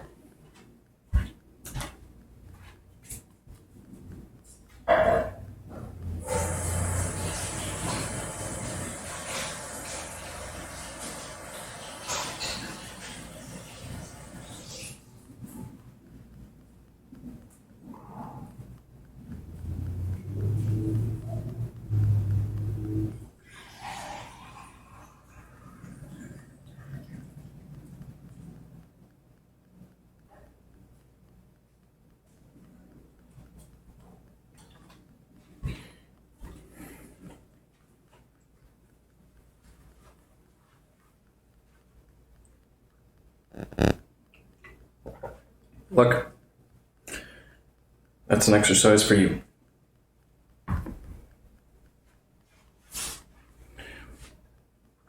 I can't tell you. I don't have the knowledge of what your old broken phone is worth.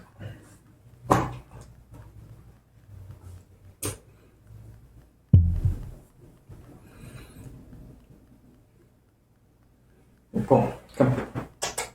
Come here. Come, Paul. Come. Paul, come here. Paul.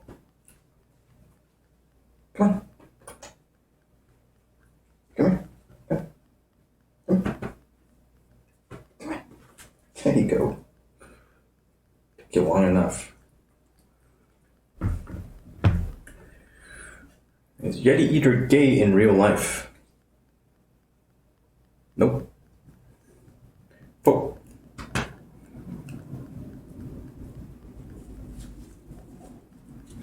Are you?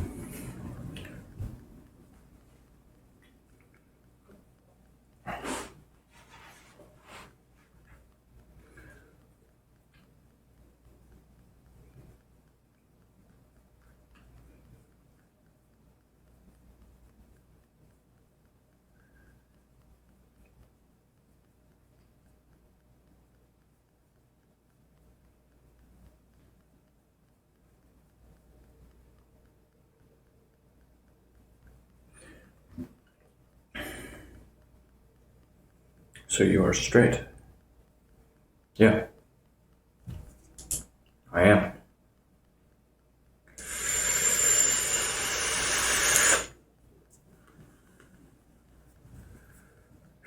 Anywho, I got some feedback earlier that there's quite a bit of desync between the audio and video. So I'd like to try and clear this up. One, actually, I should take a look and see if I observe it. And if indeed I observe it, then I'll try to clean things up. Or, maybe it just won't work. Maybe I won't be able to hear myself. And that's okay. Yeah, maybe I just won't be able to hear myself on this.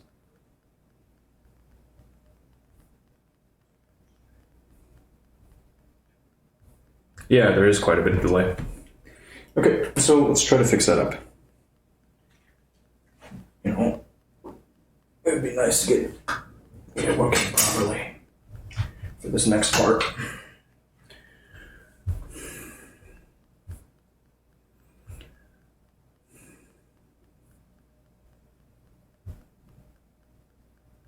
Where is this? Oh my gosh. Got a bazillion things here. That doesn't work. Great.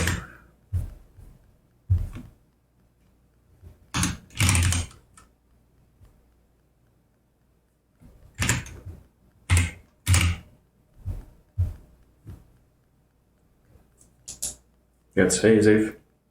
I'm gonna try to fix up this desync. It's pretty bad. So, back in a tick.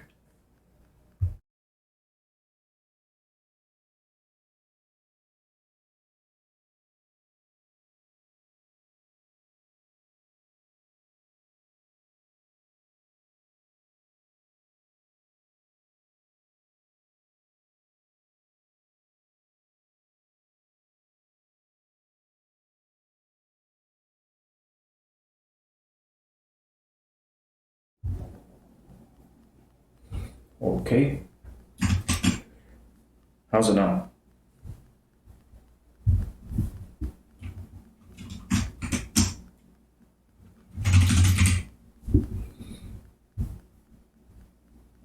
Yeah, totally out of sync.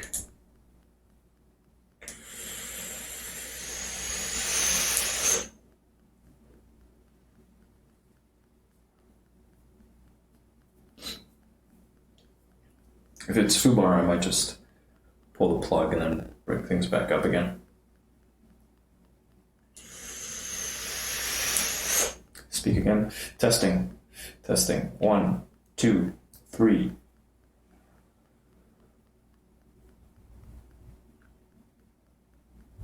And I may have fucked things up too because I pulled up this thing. But with any luck, it's not totally fucked right now.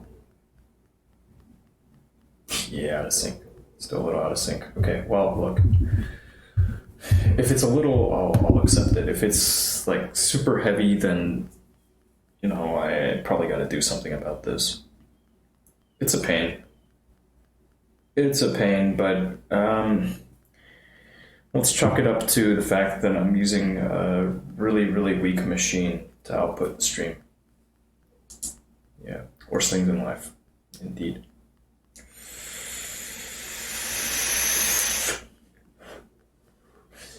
If it's out of sync terribly and, something really important happens, we can align it in post.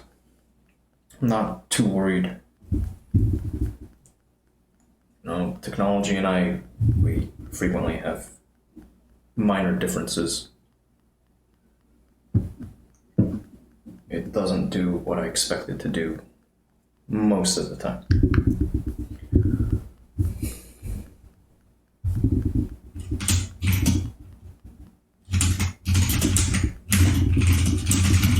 For small creatures such as we. Oops. Oh, well, indeed. Okay, so now a book summary for you. This one may be interesting. I see the surname Sagan. That's promising. Not Carl. Maybe there's no relation here. I don't know. We'll find out.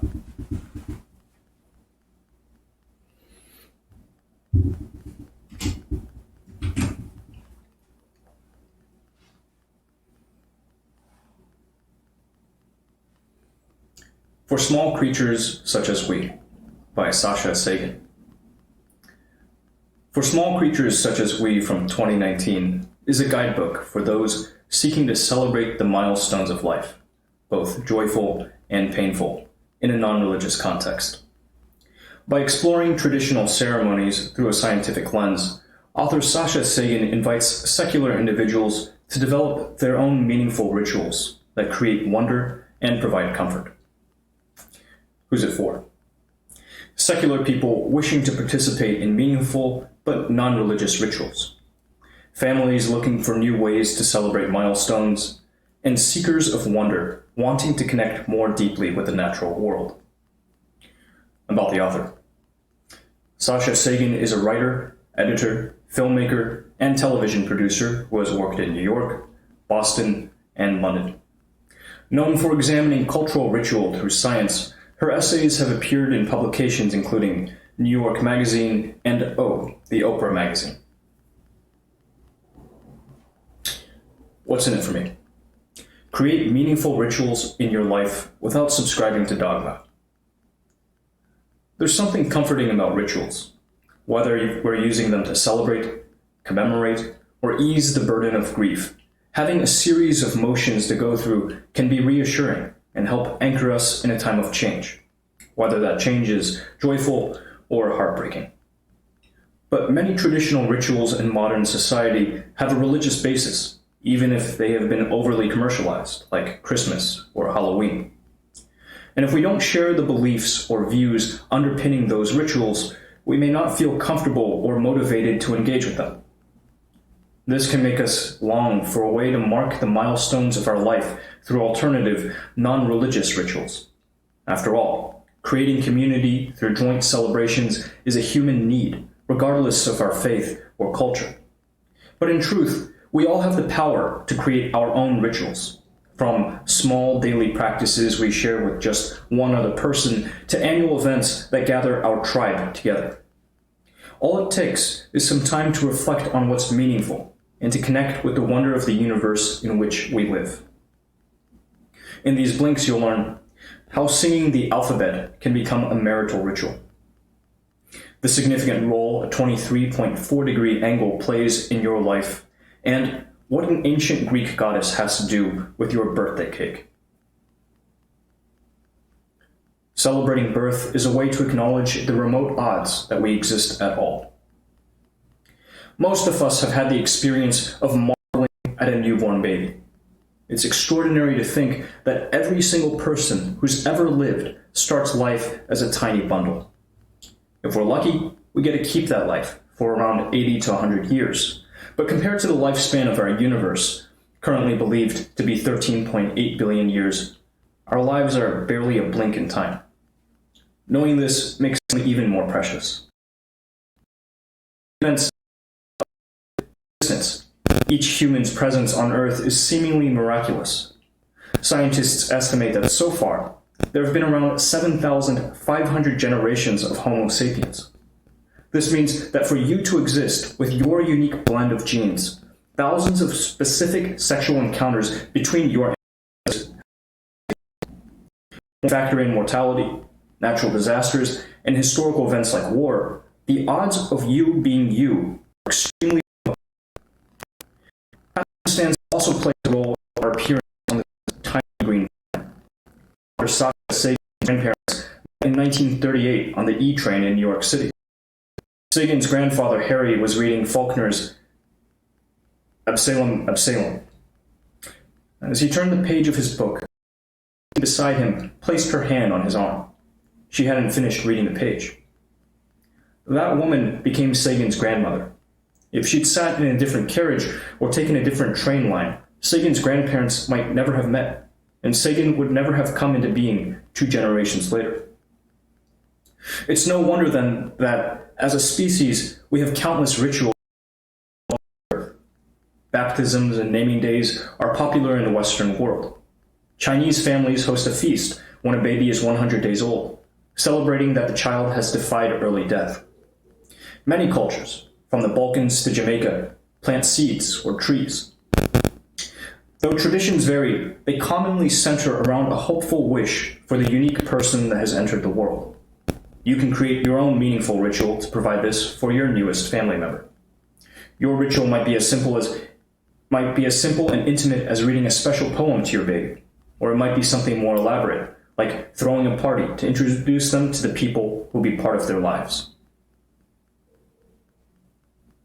Introducing regular social rituals into your life connects you with your loved ones and creates community. If you're not religious, it doesn't include, after all, attending church services, praying the Salat, or hosting Shabbat. But if you view rituals as a way to connect with your community, you may discover that you have several already. A weekly night of drinks with colleagues, a recurrent gym class, or your monthly volunteering shift. Regular rituals create patterns in our lives, which bring us comfort. Simple rituals in particular can help us bear life's uncertainty. For example, Sagan feels comforted each morning when her husband, John, brings her a cup of coffee to enjoy in bed. While sipping her coffee, Sagan reflects not only on John's kindness, but on the many factors that resulted in the steaming brew in her mug. The beans that have grown in the earth, their harvesting, roasting and grinding, the percolation in the kitchen. This reflection gives Sagan a sense of wonder while strengthening her connection with her husband. Many religions use weekly worship to reinforce the bonds within their congregations. The timing of a weekly ritual is perfect. It's frequent enough to feel special, but not so infrequent that we deprioritize it. Whether you're religious or not, you can create any type of ritual to increase structure and reassurance in your life. It can be as earnest or whimsical as you choose. As newlyweds, a chat with a taxi driver who believed that playfulness was the key to a successful marriage created a weekly ritual for the author and her husband. Following the driver's advice, each weekend they sing the alphabet song together. They used this opportunity to meditate on their love for each other, regardless of their mood. Rituals don't have to be restricted, however. Longing for the type of community that often naturally religious congregation, Sagan initiated a monthly ladies' dining society in New York City in autumn of 2010. She had observed that she mainly saw her friends individually and realized that they might benefit from connecting with each other. What started as a handful of friends and their friends meeting on a weeknight has evolved a tradition that now takes place in 3 cities as members have reached. Those attending benefit from regular engagement with the community.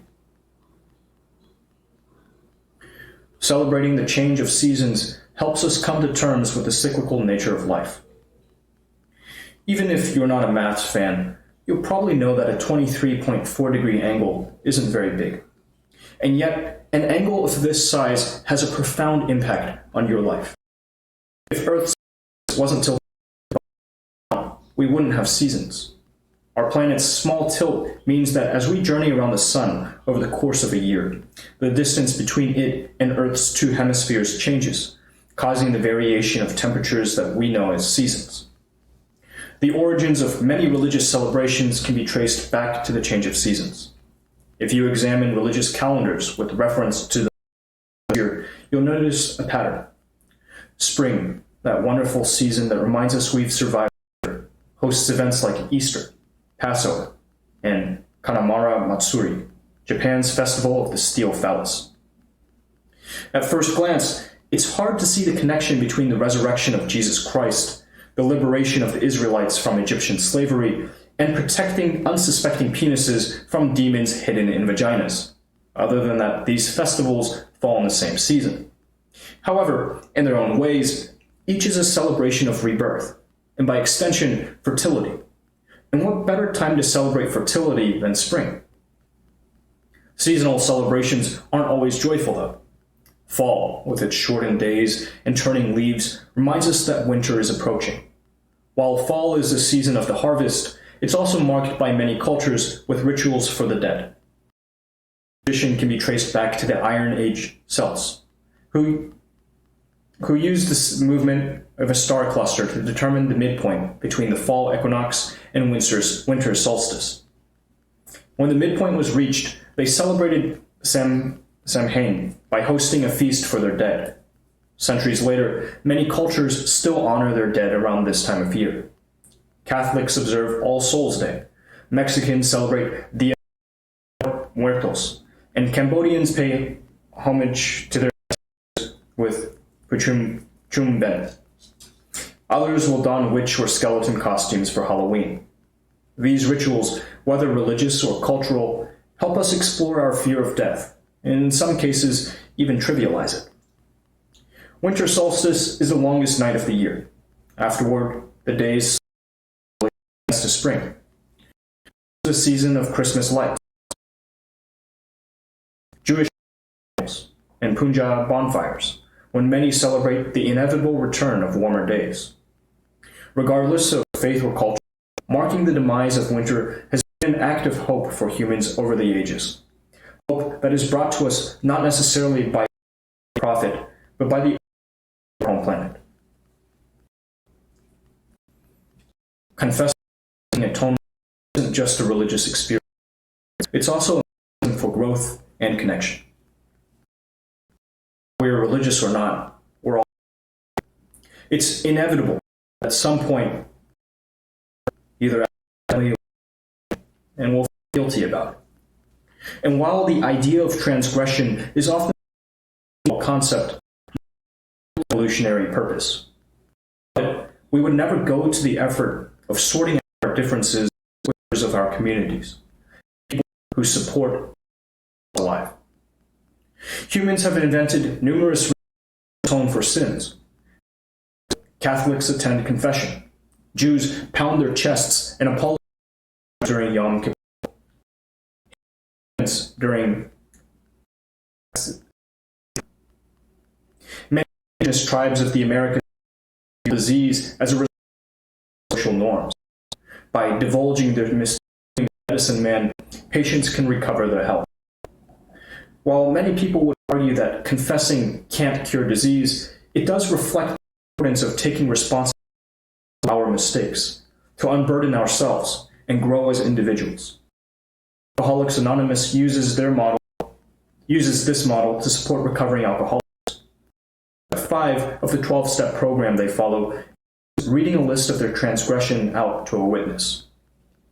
At step 9, they will apologize to the people who are affected by their behavior and try to make amends.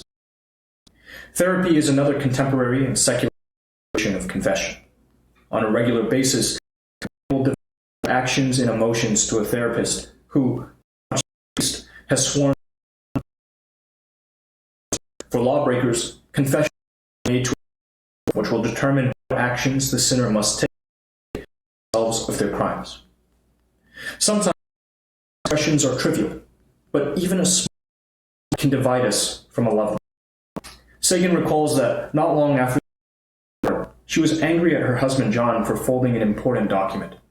She decided to admit to him that she'd been controlling and to apologize. He apologized too for not keeping the paper flat.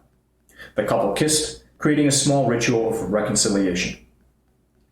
Despite the fact that we all make mistakes, admitting our shortcomings is never easy. However, when we find the courage to apologize, we ease the heaviness that our guilt creates and repair our ties with others. Annual celebrations, like birthdays, reconnect us with our loved ones and with the universe. Nothing marks time more significantly than the passing of a year. Because of our planet's orbital pathway, each anniversary places us in the same astronomical position that we were in a year earlier.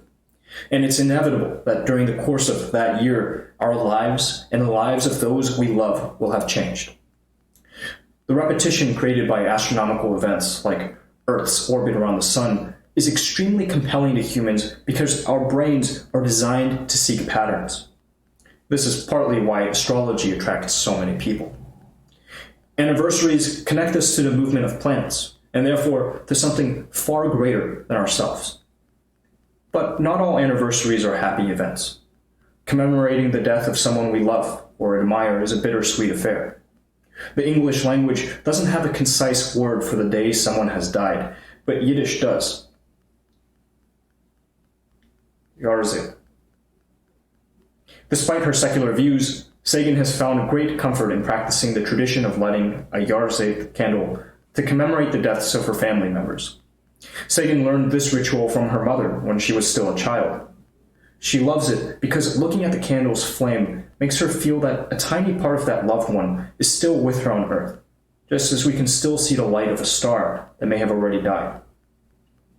The lighting of candles isn't just a ritual associated with death, however. Many of us adorn birthday cakes with candles to mark the passing of a year. This practice can be traced all the way back to the ancient Greek goddess Artemis. As well as being associated with the moon and hunting, Artemis was believed to ease birth. To acknowledge Artemis as the bringer of light, and referencing her connection to the moon, members of her cult may have been the first to stick small torches into flat cakes. And given her role in birth, this tradition may well have evolved into the reason that a cake with candles features in many birthday gatherings. Regardless of how we celebrate, birthdays are a time to rejoice in our continuing life, a life that has been shaped by the generations of ancestors who preceded us. For another year, we have defied death and can continue to participate in the joys and challenges that make our existence on Earth so special. Acknowledging that weddings are social rituals gives you the freedom to create your own traditions. White dresses, rice throwing, the exchanging of rings.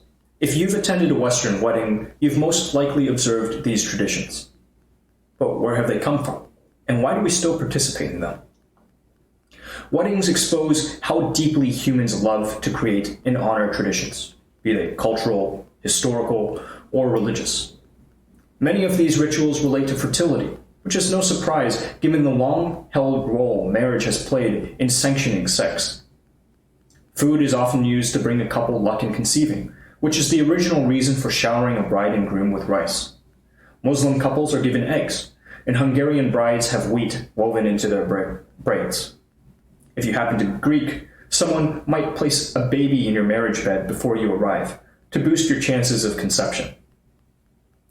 Not all traditions are about reproduction, though. In Germany, the bride and groom use a two-person saw to split a log, symbolizing their commitment to cooperation. And wearing a ring on your fourth finger dates back to the ancient and incorrect belief that a vein in that finger led to the heart. By wearing a ring, you are telling others that you are officially spoken for. When Sagan and her partner John were planning their wedding, they drew on a range of traditions spanning across Jewish, Christian, and even ancient Greek cultures. Their rituals included standing under a chuppah, a Jewish wedding canopy, lighting a unity candle, a 20th century Christian tradition, and reading a passage about divided lovers seeking each other out, taken from Plato's Symposium. But perhaps the rituals that were most important to Sagan were those that incorporated her father into the ceremony. The author's much-beloved father, renowned American scientist Carl Sagan, died when she was just 14. Sagan wrapped one of her father's neckties around her bouquet, so he was symbolically with her as she walked down the aisle. She and John also held their wedding at the Herbert F. Johnson Museum of Art, which hosted an art installation called Cosmos, an homage to Carl Sagan's work. This helped Sagan process the great sense of loss that arose from her father's absence. When planning your big day, feel empowered to include whichever traditions speak to you, regardless of their origins. All our best rituals are a kind of performance about what we need or want most. Many of our rituals around sex are determined by religious and social mores. Sex. It's not something you necessarily want to imagine your parents doing, but it's extraordinary to think that the vast majority of people exist because of it. Despite sex being as natural as eating or sleeping, it's been burdened with shame since ancient times. So why does a stress-relieving act that floods us with happy hormones and connects us powerfully to others have such a social stigma? Firstly, sex is powerful. It can transform the most stable among us into heady, unpredictable creatures. Secondly, sex can be dangerous. It can result in disease, and among heterosexual couples, unwanted pregnancy. And even if a pregnancy is wanted, childbirth can still be fatal. These factors are potentially why humans have created so many social conventions around having sex. One of our most common rituals around sex is marriage. Historically, and in some communities today, a wedding sanctioned sex between a couple and encouraged procreation. Though many people no longer share these beliefs, couples still typically enjoy a honeymoon after their big day. They may not realize that this tradition was created in the 1500s to facilitate conception. Newlyweds were given a month in seclusion to lose their virginity, have a bit of fun with the help of some honeyed mead, and hopefully make an heir. But monogamy isn't the only sanctioned scaffold for having sex. In defiance of the guilt that many cultures impose on sex, some societies openly celebrate it. For example, the Oneida community, which was based in upstate New York in the mid to late 19th century, believed that sharing was a way to overcome social injustice. Just as they didn't believe in ownership or private property, they didn't believe in marriage. Their communal living even led to the invention of useful time savers, like lazy Susans and mousetraps. Several polygamous communities still exist and thrive, like the animist Maurya people in Chhattisgarh, India. This community encourages teenagers to live in gotals, a kind of dorm, so they can experience sex before marriage while learning wedding and funeral rituals. Regardless of our motivation for having sex, there's no denying its transformative power. Since the beginning of life on Earth, sex has shaped our existences, changed our relationships, and influenced our roles in society. Ritualizing death helps us process grief and express sorrow. Burial, cremation, mummification. Death has inspired human rituals since our earliest days. Even our ancient cousins, the Neanderthals, buried their family members. According to some schools of anthropological thought, the ritualization of death signifies the beginning of humanity. While cremation and burial are our most common contemporary rituals, they aren't the only methods of laying a loved one's body to rest. In Tanah Toraja, Indonesia, mummification is still practiced. The dead aren't buried, but kept in the open and treated as though they're ill rather than deceased. And while digging up a grave would be viewed by many as an appalling crime, in communities sprinkled across the globe from Vietnam to Madagascar, exhumation is viewed as a loving custom. Exhumation is viewed as a loving custom. After enough years have passed for a body to decompose, the bones are unearthed, cleaned, and carefully reburied. Funeral rites are just one aspect of the death rituals in which we participate. Over the centuries, humans have created special practices to help them come to terms with the loss of a loved one. In Jewish homes, mirrors are covered so mourners won't see how grief-stricken they look. And in parts of modern Bulgaria, posters detailing a deceased beloved's life are put up around town for every year on the anniversary of their death. This reminds the community of the people they've lost and prevents the bereaved from mourning alone. As Sagan observes, practices like these have little to do with religion and more to do with our shared humanity. Death makes our lives precarious, but it also makes them precious. We are not here forever. But this doesn't detract from the fact that we are here now. Even if we become forgotten by the generations that follow us, our lives are still real. And though we are only here for the quickest blink, we are all part of the extraordinary experience of life on Earth, from its darkest moments to its most sublime joys. Rituals are a way we can navigate through the events that unfold during our lives and connect with the people about whom we care. We don't need to belong to a particular culture or religion to benefit from their healing effects. By reinterpreting existing traditions in a meaningful way, we can mark the milestones of our lives with our own unique rituals. Final summary.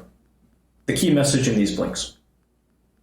As humans, we naturally long for the community and connection that rituals provide. For secular individuals, it can be more difficult to create meaningful, non-religious rituals in our lives.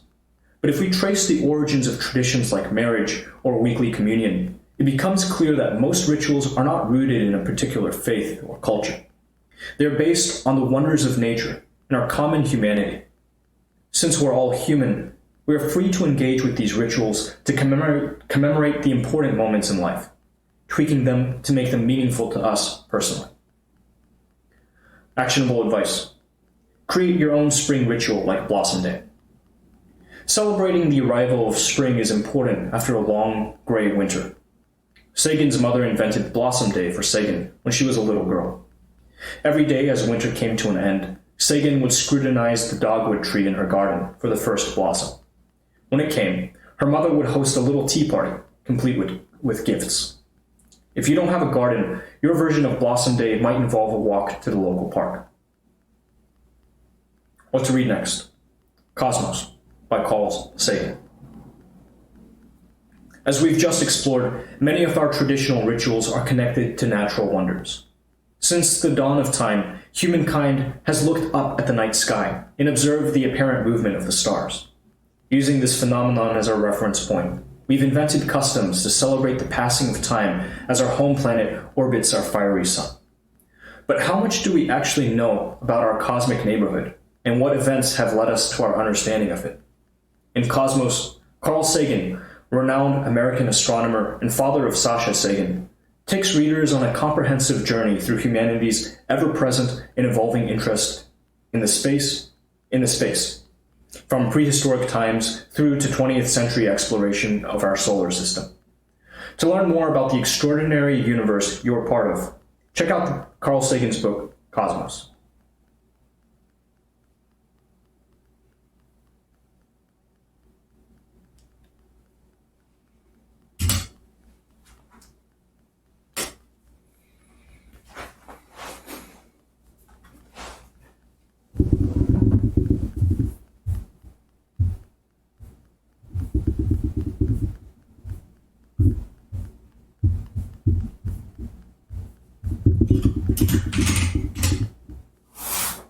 And with that,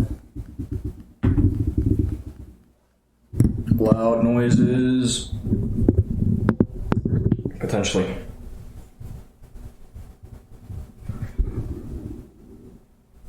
All right, I'm going to put you back down here.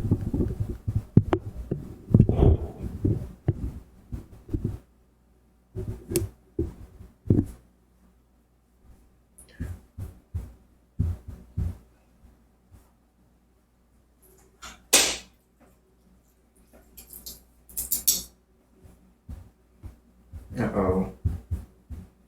Come on, computer. Don't fail me. She's pretty deep. Hey, Zave. I didn't know about the birthday candles. I like doing this stuff. It's kind of fun. Sometimes you learn something.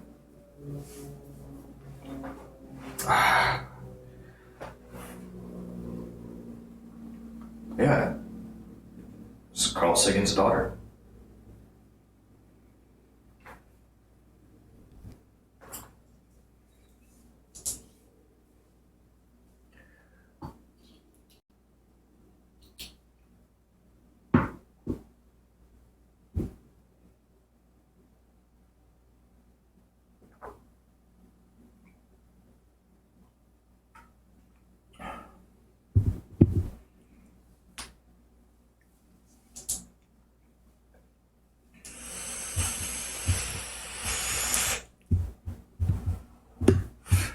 Trying to get this thing to cooperate with me. Carl Sagan was a genius in his own right. Yep. For sure. For sure.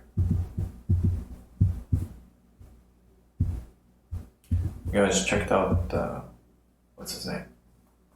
What's this guy's name? Can't remember it. There was a remake of Cosmos.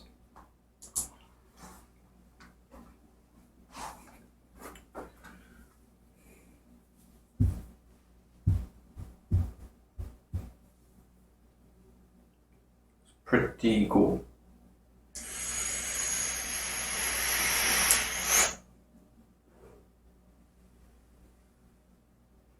Dude, my computer is being a piece of shit. I think I'm gonna restart it.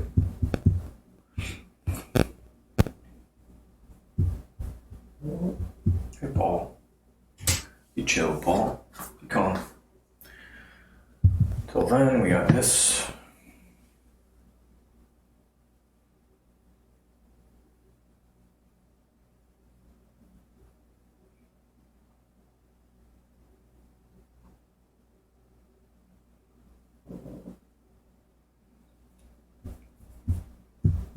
I'd like to bring down my system for a restart, but it's fucking, like, I don't know what the hell it's doing. Let me go. Yeah, I forced that thing to quit. Get out of my hair. Come. Come, boy. Come here. Come, Paul. Come.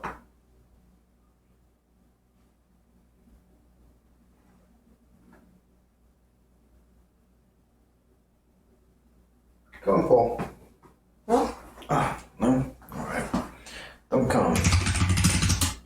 Terrible animal. Look. You can jump. You can jump up here.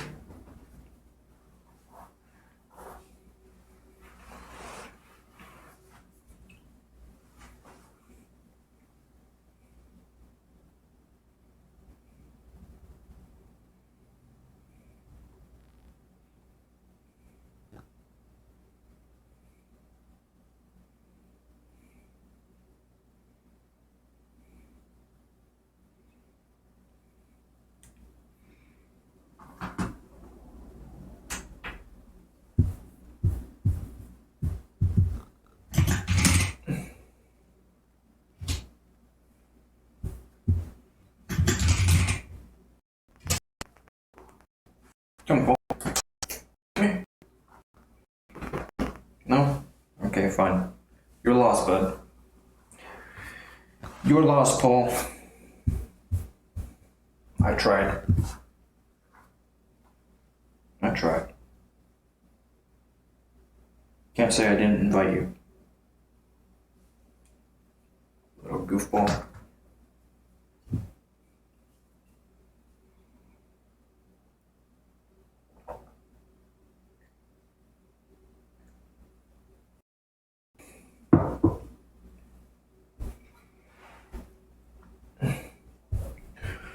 How much was the home gym? Not that much.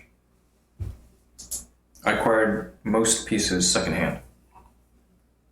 Well, yeah, this is actually like home gym V2 at this point.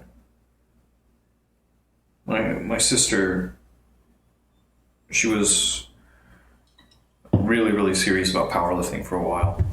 So she threw down a bit. But all told, it's not that bad. Putting together a home gym is not expensive. Relatively speaking. You just need space.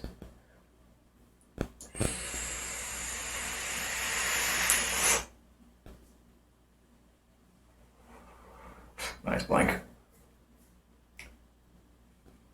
Audio way ahead of video. Sweet.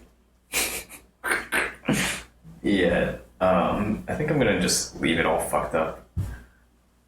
I'll try to get to the bottom of it, but it's probably because the machine that the broadcast is going through it's weak.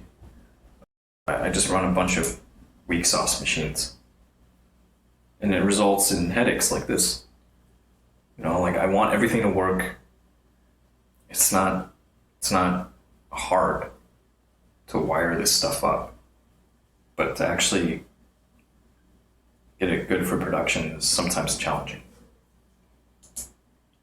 Sometimes.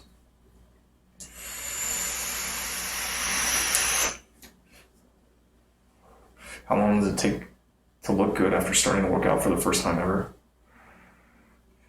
Give yourself 3 months. Don't sweat it. Just start, check in 3 months, you know.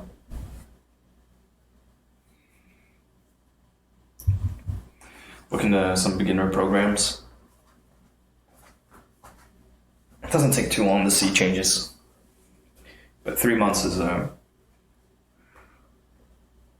that's a good time frame. How many days/hours a week do you work out? Not very much. Like today was my second time hitting the weights again in ages, in months. Maybe in a year.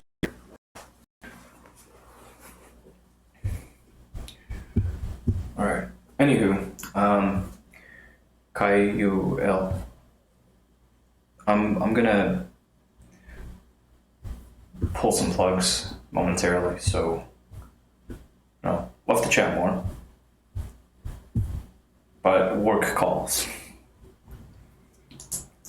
Gotta make this money. Gotta feed myself, Thanks. Come back anytime. Usually around.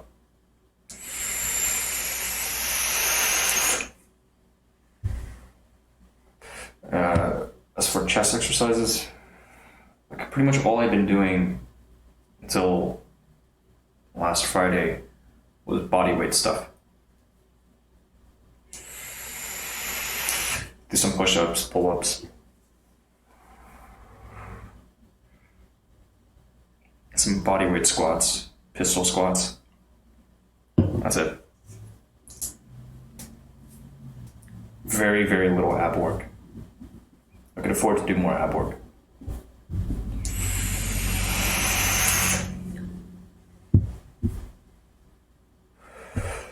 All right, let's pull some plugs. Son of a... Wow, fuck. Oh, okay, never mind. It's okay. I thought that bad things had happened, but everything's cool. I think the sun sets in another hour and change. All right, time to pull some plugs. This one can go, this one can go, this one can go, this one can go. This one can go, and then we can pull. I'll sequence these out better.